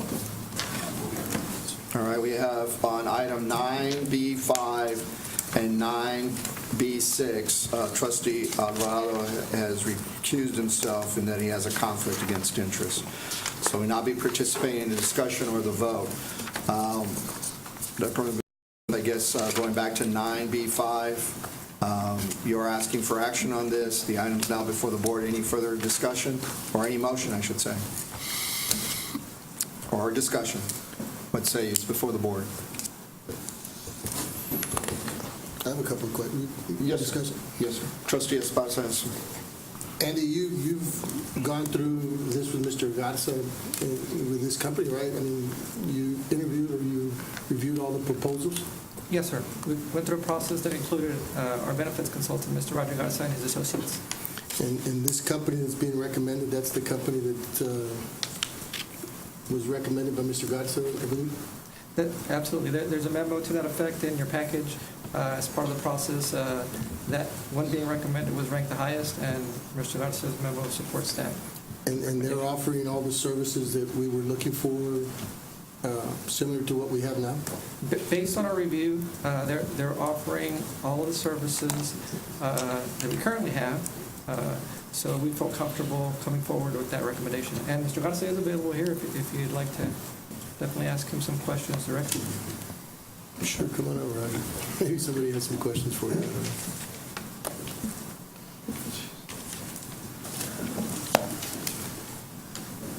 Good evening, Mr. President and members of the Board of Trustees. I'm Roger Garza for the record, the consultant for the Employee Benefits Program. I'm here and I'm available for any questions you may have. And you reviewed all the companies that submitted applications and submitted bids? Yes, sir, we did. And actually, we put them through a filtration system, if you will. And I think one of the basic, most simplest way to explain it, the matrix has the filter where they actually appear to be able to perform all the functions that we ask them to do. We ask them that they perform transparent programs where the spread costs are not charged to the district. They actually agreed to it in writing. Now, the only drawback that they had was they didn't have any Texas clients, but we didn't find that to be unusual. Most PBMs in the country either are not doing business in Texas or are scattered across the nation. And so how would that affect us? I mean, the district would just deal with somebody outside of the state? I mean, it's all sent electronically, everything's sent electronically. It's really to simplify it, and I think Mr. Vela will agree, it's just a software repricing system. They contract a network, and then that network actually adjudicates the claims, and they have agreements where they reimburse the network for the services. Did you verify references with any of their clients to see the quality of their work and stuff? We did. We found, we found nothing unusual in the client data pool, except for the fact that they were actually replacing the type of incumbent that you currently have. And that's the only unusual. If you ask me for my personal opinion, it was just unusual. In what sense? I don't understand what you mean. In terms of typically when, and I think I expressed this to staff, and I hope I can be frank, but whenever we follow up on references, typically somebody will say, they're good, they do their job. In this particular case, the examples we found that the vast majority of the contacts that we made, when we asked them who was the prior PBM, it was always the current incumbent that you currently have, which we found that to be unusual.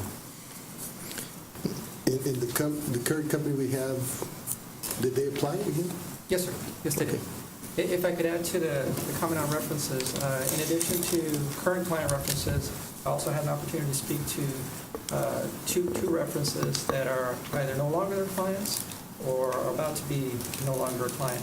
And that was an additional process we did to also verify references. And in both cases, those references also spoke highly of the group. They provided good customer service. The circumstances were, in both cases, that there were groups that were larger, and they were merging two separate self-funded pools into one. So therefore, one TPA and one pharmacy benefit management group had to be filtered out, and the larger group obviously took it on. The other one had to do with also a merger situation, so one of the groups had to obviously be let go. It happened to be that one, but in no way, according to those references, did they have any issues with them as their PBMs. Nothing negative? No, sir. That's all the questions I have. Thank you, Trustee Esparza. Any other questions from Trustee Suarez? So just so I understand this correctly, all they do is monitor the paperwork for us, and they bill us, we pay them, they pay the pharmacist. Actually, when they adjudicate the claim, you're actually given authorization to charge your account for the claims that are incurred. If you have an employee that goes to Walgreens, say, Hey. I don't, it's a different, that's not me.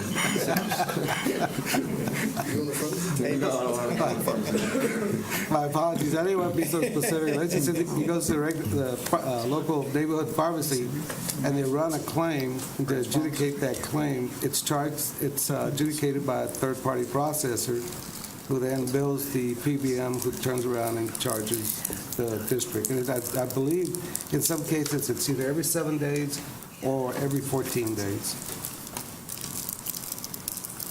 Did they promise a certain turnaround? I'm sorry. Did they promise a certain turnaround date? Excuse me, Mr. Esparza, Mr. Sweat. Okay, go ahead. Yes. Did they promise a certain turnaround date that meets our request? It's contractual, actually. It's in contract. So once your employee walks into the local pharmacy is guaranteed to get reimbursed, and he gets credited electronically. So when they're billing us, if they do it every 10 days or every 14 days, typically we'll get an invoice 2 days before they charge it. We have an opportunity to contest it. If there's no contest in the invoicing, then they go ahead and debit to your account. Sorry about that. Okay. Mr. Esparza, it's twice a month. Okay. Any other questions from the board? Trustee Gentlemen, Fordine. on attachment F, you have the list of the pharmacy chains and independents, and I guess all the people that applied to provide this service with the X next to it. Does that mean that they're working together? What that chart represents is we went through an exercise of sending, during our RFP process, we sent them a list of some chain pharmacies as well as some of the independent local pharmacies, and just asked them to confirm if they were part of in-network or not. And so what that represents is their response to us. So as you see on the far left column, pharmacy ABC, is if it's marked with the X, that particular vendor responded that it is part of their pharmacy network. So wherever you see a blank, that group either didn't respond or responded that they were not in their network. Now this is just a sampling of top, obviously the chains and top pharmacy utilizers. In our plan, we have 480 pharmacies that have been used over the past year. We took an additional step and asked the group being recommended to confirm how many of those pharmacies are part of their network, and they replied with 478. So of the 482 of them are not considered a network, and they provided the reason, very reasonable reasons. One of them, if their statement's correct, we would not want them in the network. They're not a local pharmacy to begin with. It's a specialty pharmacy out of the area, and they have their reasons for not including them in the network. The second one, they left it open for discussion. It's one of those situations where it's a pharmacy that's associated with the incumbent. And so being the incumbent, they don't necessarily partner up with other PBMs. So it's possible that that one may not be in the network. But again, it's a specialty pharmacy. It's one where only a small group of folks would be filling prescriptions. Does this include the compound pharmacies? I'll have to defer to Mr. Vela on this one because I'm not sure if there's a separate name for a compound pharmacy, but is this included in their list? There are compound pharmacies on the list. I couldn't name them for you specifically, but that is going to be an area where I'm going to expect Mr. Garza to help us with once we get past this point, because compound pharmacies is an area we need to take a very close look at to see, first of all, how they're filling prescriptions, because that tends to be very expensive. That's all I have. Thank you. Any other questions from the board? I've got one, I'm sorry, Yes, sir. one quick. In looking at their cost, I guess it's attachment G, but their cost is, it's a pretty fair cost, right? I mean, compared to the other ones and... Well,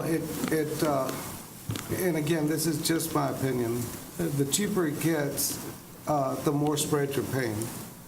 So in terms of, I'm not trying to be complicated, but the way the grid system is set up, which is what TEA released, is you get more points for being, for price. So, and again, I'm being frank with you, the grid system set it up to where they rose to the top.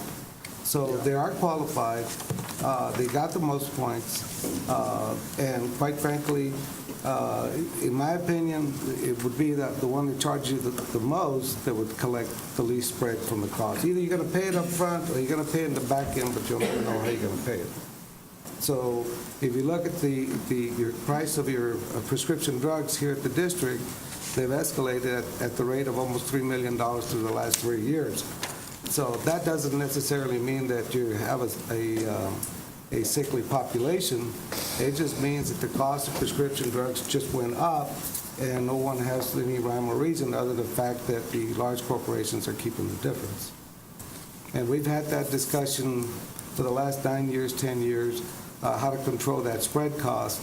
There's just, unless the point system is re-ranked somehow in the future, we're going to contain it. I've already told Mr. Silva I'm going to contain it as much as I can, and we're doing it in contracts. So we're going to hold the PBM's feet to the fire, if you will. But in terms of how they're adjudicated, it just some pharmacists take, for example, equate aspirins, just as an example, and they put them in a bear bottle and they sell them to you for 10 times more. That's just the way the drug industry is set up in this country. So we're trying to do as much as we can, particularly with compound drugs, your specialty drugs. There was a report released last week that said that in the next 2 years, almost 40% of your entire pharmacy cost is going to be on specialty and compound drugs. So it's something we better identify now before it becomes a huge problem in the future. Is there anybody from that American Healthcare here today? As a matter of fact, there is. He introduced himself to me earlier. Mr. Choi? Yes, my name is Greg Choi. I'm the sales representative for American Healthcare. I actually have my supervisor, who's the senior vice president of sales account management, Mr. Szymanski. Come on up to the mic, gentlemen. Be careful with Bridget, she'll kick you out. Just in case anybody had any questions. You can identify yourself one more time on the mic. Good evening. My name is Greg Choi, C-H-O-Y. I'm the sales representative working with Mr. Silva on this process. My name is Luke Szymanski. I'm the Senior Vice President of Sales and Account Management at American Healthcare. Thank you. Thank you. questions? I actually want to talk to our Mr. Garza and to Mr. Silva, who's sitting right there. If you would, Mr. Silva, Mr. Garza, if you would sit over here with Ms. Deans. Anybody else have any questions? If I may, just a question, it's more of an informational type question. Mr. Garza mentioned spread, and I don't know if you define spread, but I'll give it a shot. The spread is the difference between what a pharmacy is paid for a particular prescription and what the school district is charged for that very same prescription. And there are some companies that make a ton of money on that spread. And I think the proposal that's being given to us today eliminates the spread. Thank you. That is correct. The contract in itself was drafted by us based on prior experience with PBMs that would submit a proposal claiming that they were at 100% pass-through, and then all they did was pass through the entire profits to us. So we crafted a contract with 3 different types of law firms that specifically deal with school districts to craft out this agreement where, in the event it does happen, then we have legal recourse to be able to go back and collect from the PBM.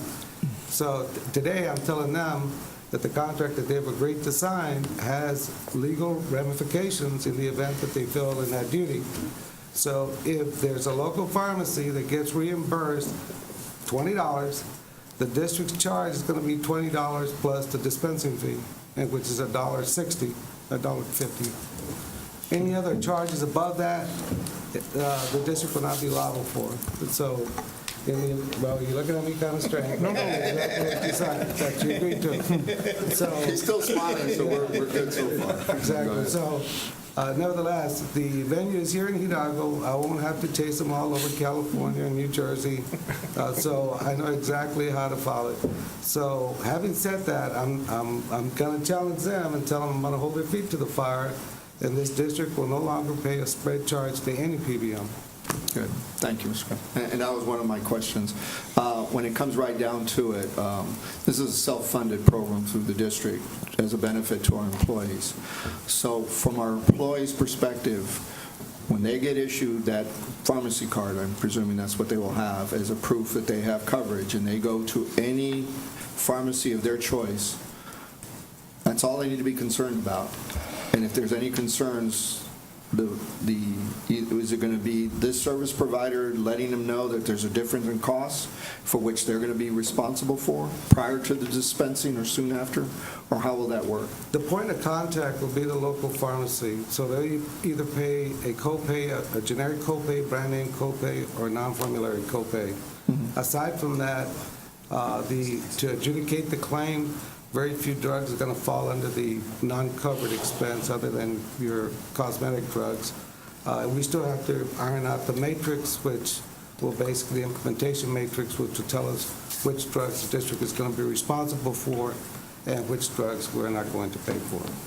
And that should take us approximately about 10 days to complete. And that's usually maintenance type medication where it's a long term, and so there may be some issues making this change with that type of prescription. It really shouldn't. Everything's done electronically nowadays.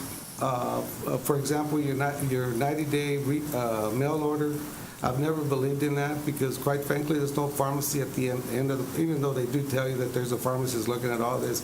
I've seen a mail order program. I've had a tour of it. They're all electronic. It's just medicine being filled by an assembly line. You can buy the same medications here locally for a lesser price, in some cases the same price or less. So I see no reason why ordering your 90-day retail out of a Kentucky a city is benefiting the Valley or any place else. Okay. So we're going to try to implement a 90-day aggressive program with the local pharmacies as well. Well, that's good to know, especially for employees that have maintenance-type medications, Copay, any changes in the plan regarding the copay going forward as to our employees? No, sir. As far as we know, they're going to remain the same. When will we know? No, they are going to remain the same. Okay, all right. There we go. They are going to remain the same, the copay. Very good.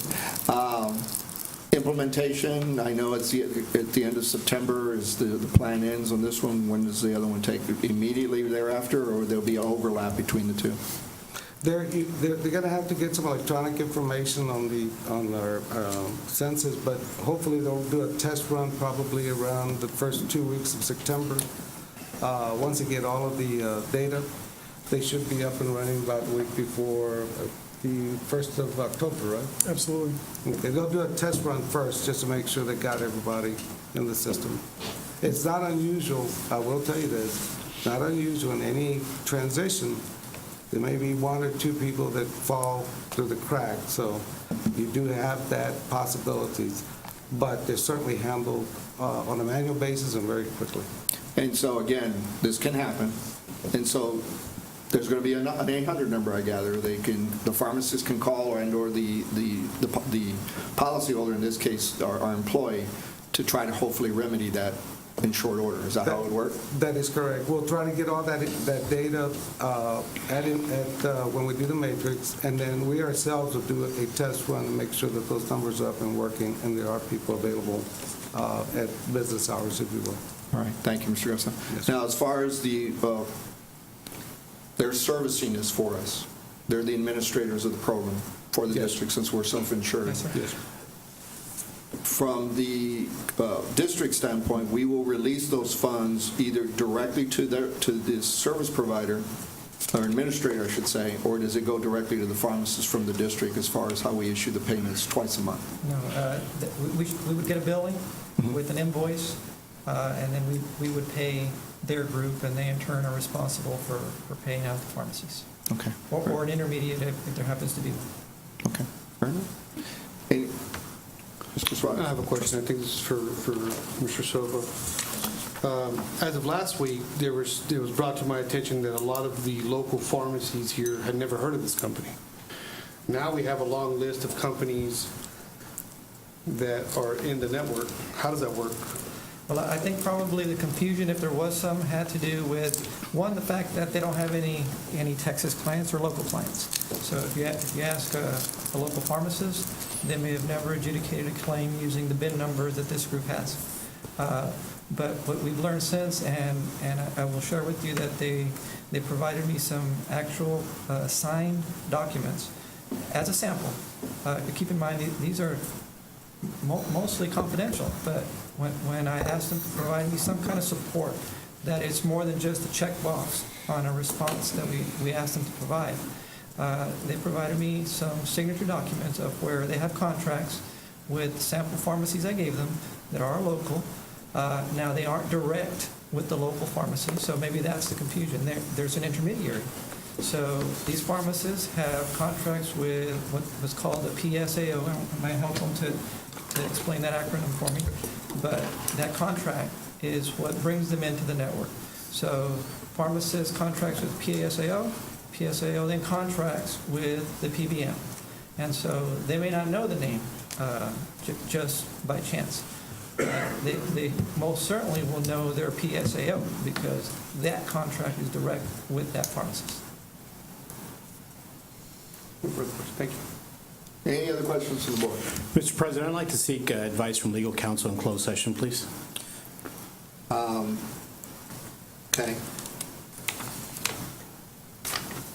I need a motion to go into closed session. Is that correct, Steve? I would need a motion, or can just one board member call? Need a motion. That's what I thought. Mr. President, I'd like to move that we go into legal counsel, in closed session to discuss with legal counsel. All right, we have a motion by Trustee Fornito to requesting go into closed session. Do I have a second? Second. I have a second by Trustee Suarez. Any discussion? Hearing none, proceed to a vote. All in favor of going into closed session, signify by saying aye. Aye. Aye. All opposed, nay. Nay. I have 3-2. Aye. 4-2 that we, and one abstaining since they're not participating. So we have 4 votes in favor of going into closed session and 2 not going to closed session. What we'll do is we'll go into the next office, but I have to read something real quick. The Board of Trustees may recess to go into closed session pursuant to Section 551.071, 551.072, and 551.074 of the Texas Government Code to discuss the following. Pending or potential questions regarding legal matters before the board. Legal advice. Legal advice. So at 8:13, we are now in closed session.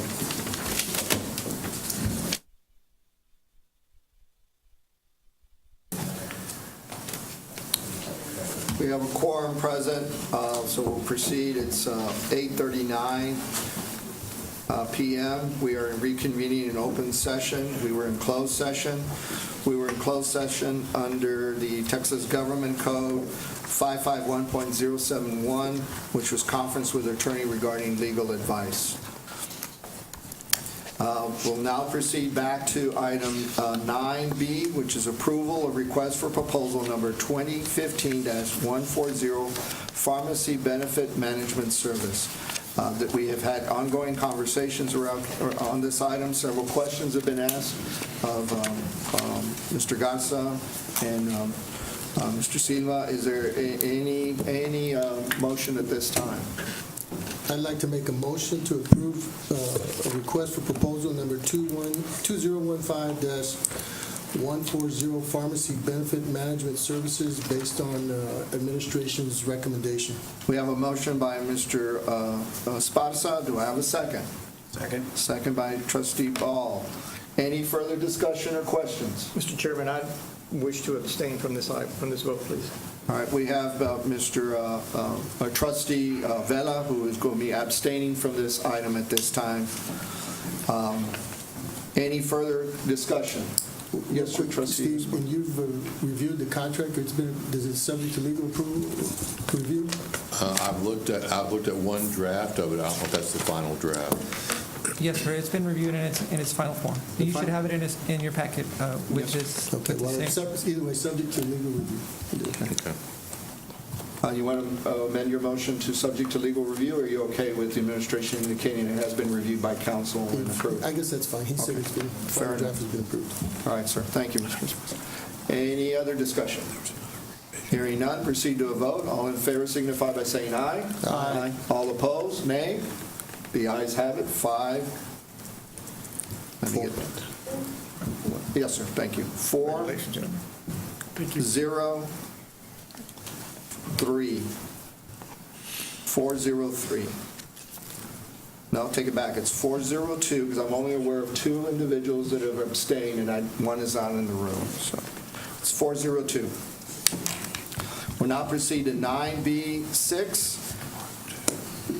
This is approval request for proposal number 2015-139, Medical and Dental Plan Administration and Related Services with Preferred Provider Network. Dr. Gonzalez. Yes, sir. The district utilizes this contract for third-party claims administration services, preferred provider organization, and self-funded dental plan administration, and we are requesting action on this item. Okay, the items before the board, what say you? So moved. It's been moved by Second. Trustee Suarez, seconded by Trustee Vela. Any discussion? Hearing none, proceed to a vote. All in favor signify by saying aye. Aye. All opposed, nay. The ayes have it. 501. One abstention again was Mr. Trustee Alvarado, who had indicated earlier he had a conflict against interest on this item. We'll now proceed to 9C, District Operations. 9C1, Resolution authorizing sale of surplus real properties. Gentlemen, thank you all for your presentation. Thank you. We covered that already, 9C1. Okay, we'll go to 9C2, Approval Request for Proposal Number 2015-067, Custodial Service Equipment, Paper and Plastic Products. Dr. Gonzalez. Yes, sir. The district purchases custodial supplies, equipment, paper, and plastic products to maintain all district facilities and to supply the Food and Nutrition Services Department with the resources needed to prepare meals for students and the catering program. And we are requesting action on this item.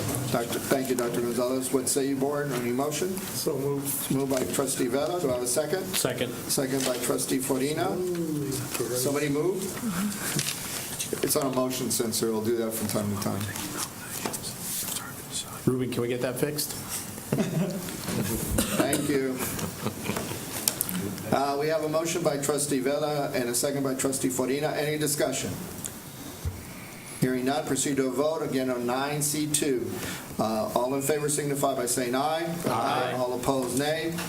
The ayes have it, 6-0. We'll now proceed to item 9C3, possible action to announce the intent to name the McAllen Memorial High School auditorium and authorize administration to place notice in a local newspaper inviting nominations. Dr. Gonzalez. Yes, sir. McAllen Memorial High School is interested in naming the school auditorium. As per policy CW, local decisions of this kind require board approval, and Dr. Barrera will explain the process. Yes, sir. Board of Trustees shall announce at a regular board meeting the intent to name the auditorium, and in this case, it's the auditorium at McAllen Memorial High School. And then what happens after that is the community shall be invited to submit nominations to the superintendent no less than 30 days before the action may be taken. Traditionally, the board directs administration to post an announcement for nominations in the local newspaper. And then at that time, nominations shall be submitted in written form, and they must include biographical data, significant contributions, accomplishments, and a summary statement reflecting the reason for the naming. The board may decide to appoint a committee or citizens to the committee to accept and review the recommendation nominees based on the criteria. The final decision rests with the Board of Trustees in the naming of a school building or any part of that facility as well. And then as far as the vote goes, a unanimous vote by the Board of Trustees is required to approve the naming of any part of a school facility after a living person, while a majority vote is required for other types of names. Thank you, Dr. Baran. Any questions? Any comments? I need a motion if we want to proceed with this action. So moved. Second. Second by, motion by trustee Anuelo, second by trustee Vela. Any further discussion? Hearing none, proceed to a vote. All in favor signify by saying aye. Aye. All opposed, nay. The ayes have it, 7-0. We'll now proceed to item D, business operations item. Ms. Garcia, do we have any item before us at this time? No, sir, we do not. Okay, proceed to item 9E, superintendent items, update on activities. Dr. Gonzalez. Yes, before I show a short video, I did want to take this opportunity to thank our school board for all of their support in the oversight of our district. Appreciate you all very much. Today, we had a tremendous start to the school year. I also want to thank our teachers and principals and parents and students and everybody else involved in making it a smooth day. I want to thank everybody for that because we did start off very strong today. And we have a short video that highlights some of the things that went on. It's a short 2-minute video that includes video taken from Morris Middle School, Memorial High School, and Houston Elementary.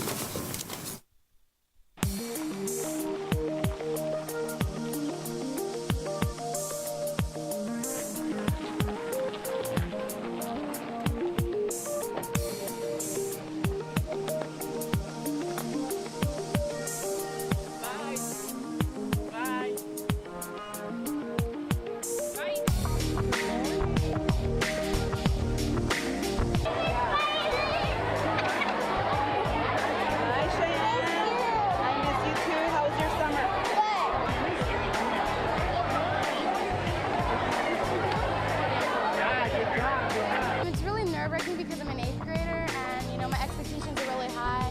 But I'm really excited to start a new year, to meet new people, to get along with my teachers. If you have a phone, take a picture of your schedule in case you lose it with the signature. Find the matching group number, okay? Find the matching group number. Good morning, guys. Good morning. My name is Sai. I know most of y'all. Some of y'all I don't, so we'll be new. Some of you I do.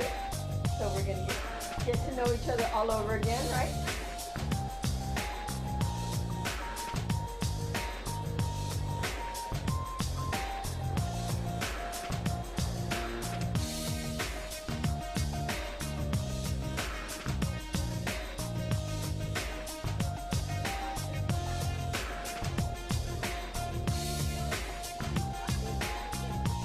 Hi, guys. Welcome back.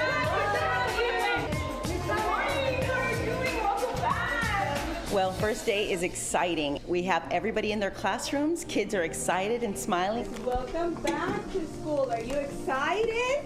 Yes. You guys have a great day. Reynoso Aldrin. Yes, you're in the right classroom. Come on in. I'm ready for school to learn and get smart.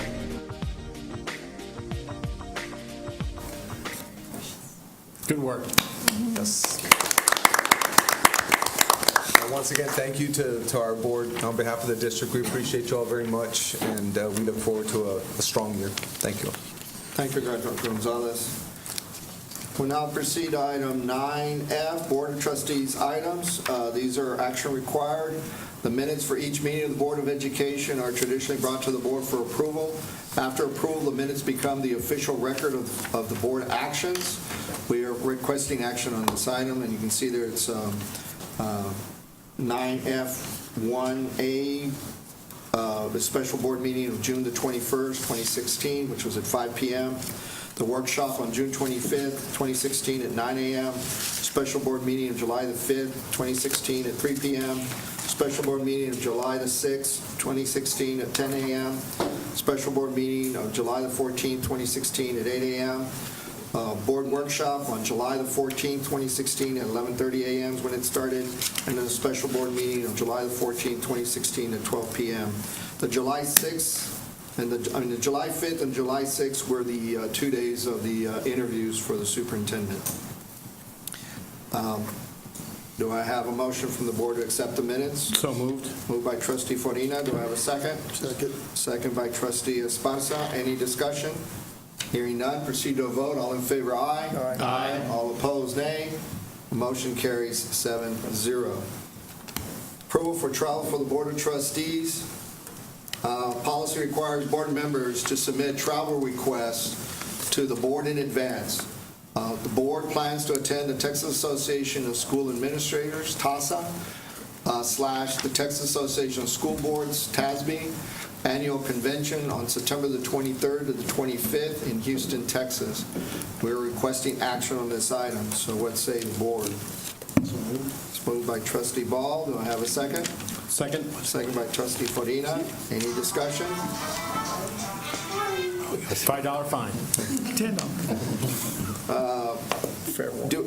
Of those of us here present, how many of us are planning to attend this conference? On ball 1, 2. Okay.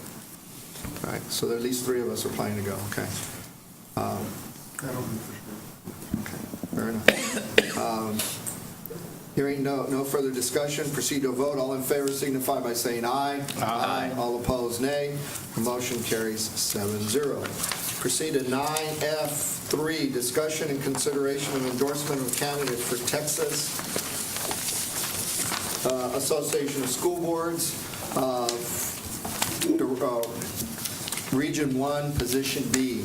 And I have a note that came, for those of you that may recall, Maria Leal is the current board member of the Board of Directors for Region 1, Position B.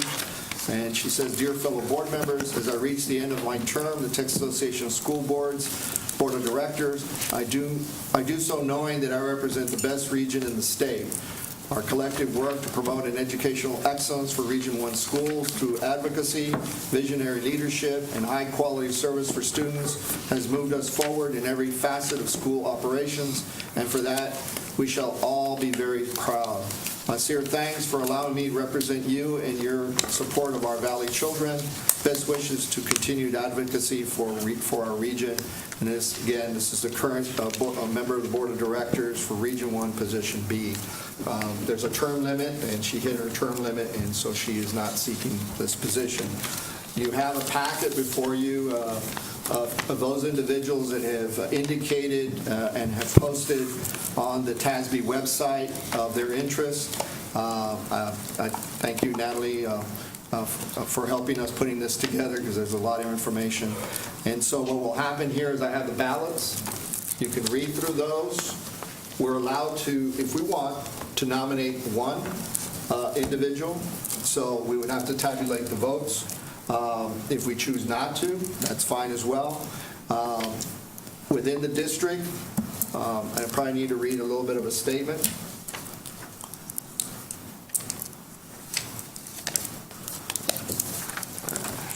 Mr. Saldívar, if I may, yes, sir. Only one name? We can't split? No, sir, the board can only nominate one individual. So. And if we choose not to nominate, then how does, when the votes are split, how does that work? That's a very good question. First of all, you have to have a majority. So if we're so split, there is no one with a clear majority, then this board will not nominate. Oh, okay. And that's okay. If we do, then every board is meeting, and some boards may choose to, and some may choose not to take action. I wanted to leave it to you if we wanted to take action. If we don't, we don't. They have to come up with 16 boards to advocate for them in order to win the nomination to be on the ballot at the convention. The next action, we're going to elect a delegate. Those delegates will meet from all the regions, but only the respective region, and those within that region, board members that are in attendance on that day at that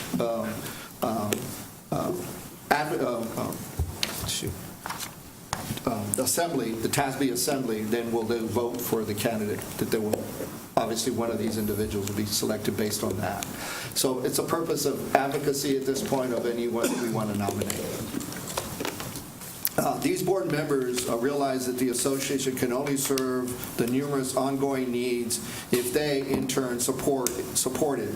In every way, it's their association, that's those individuals that have stood up and said, I want to serve as your Region 1, Position B member of the Board of Directors. So it's in every way that their association through the grassroots efforts are used to develop and institute the association advocacy agenda throughout the state. The Delegate Assembly, which will meet on Saturday, serves as the TASB general policy making body, and the 44 members that make up the Board of Directors translates these decisions into items that can be acted upon by the TASB staff and the members themselves. So it's a very key position. We have two in Region 1. Ms. Casas is the other one for Position A, and she is not up at this time. So does the board first wish to take action at this time? When do we have to give the nomination? It's due by the end of this, by the 25th, by Friday. So do we nominate somebody? Well, first of all, does the board wish to nominate someone of these candidates? If you don't, then we're done. If we do, then we'll proceed to actually doing the ballot and seeing who we're interested in supporting. Sure. Okay. Vote? You want to vote? Yeah, let's vote. Okay. Very good. Then we'll pass the ballots. 3 this way. I'll keep 1. Mr. Ball wants us to write in his name. And only trustees can vote. Do we rank or we just vote for one person? You have to put an X for one person. That's correct.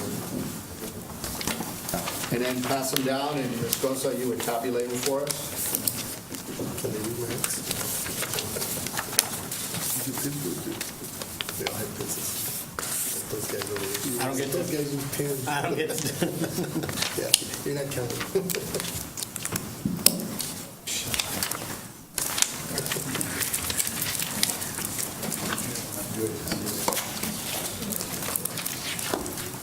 Congratulations, John Ball.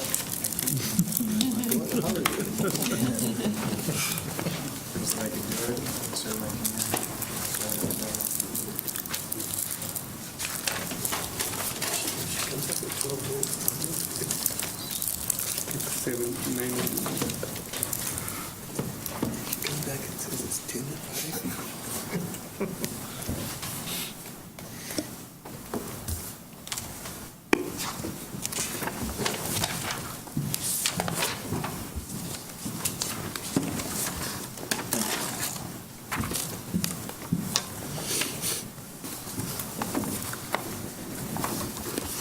Based on the tabulations of the votes, the Board of Trustees of McAllen Independent School District will endorse the nomination of Yolanda Cuellar, who's a trustee currently serving on South Texas ISD.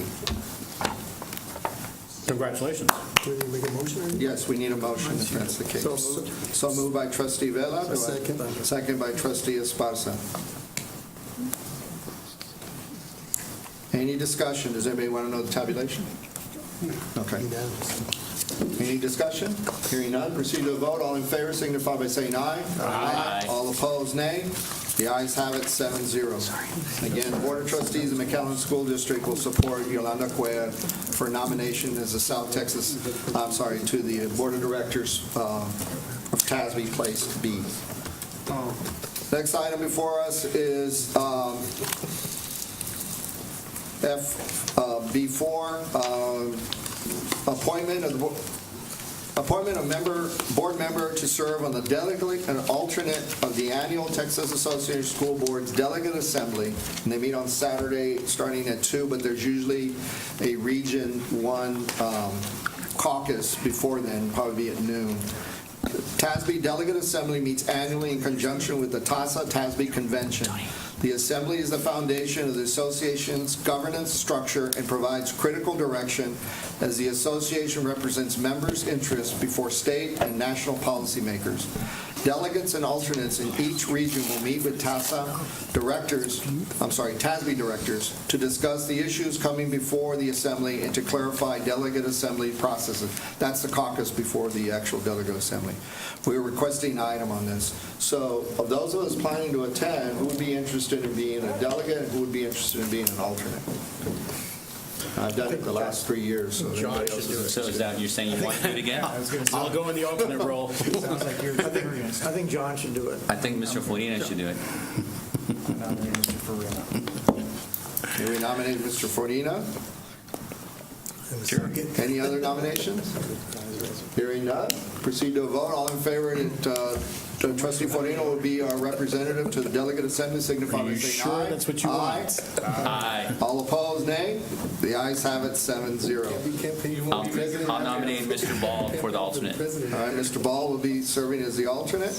Any other nominations? Hearing none, proceed to a vote. All in favor signify by saying aye. Aye. All opposed, nay. The ayes have it. John Ball will serve as our alternate. Thank you. Congratulations, gentlemen. Tony, you're not going right? All right, here we go to schedule of future meetings. 10A, September 12th, 2016, regular board meeting, 5 p.m. here in the boardroom at the administration building. 10B, September 26th, 2016, regular board meeting, 5 p.m. here in the boardroom in the administration building on 2000 North 23rd Street. 10C, September 26, 2016, special board meeting, 6:15. This is for public comment. Boardroom, Administration Building, 2000 North 23rd Street. There's no need to go into closed session. No need to come back. Yeah. Oh, take it back. We do. So we now need to go into closed session, and we're going to need to go ahead and Can we do it here? Meet here. Yeah. Yes, sir. So the Board of Trustees at 9:03 are going into closed session. The Board of Trustees may convene in closed session to discuss regarding items listed. In this case, it's item under the Texas Government Code 551.071. It's to confer with attorney regarding legal advice. So at 9:03, we will go into closed session.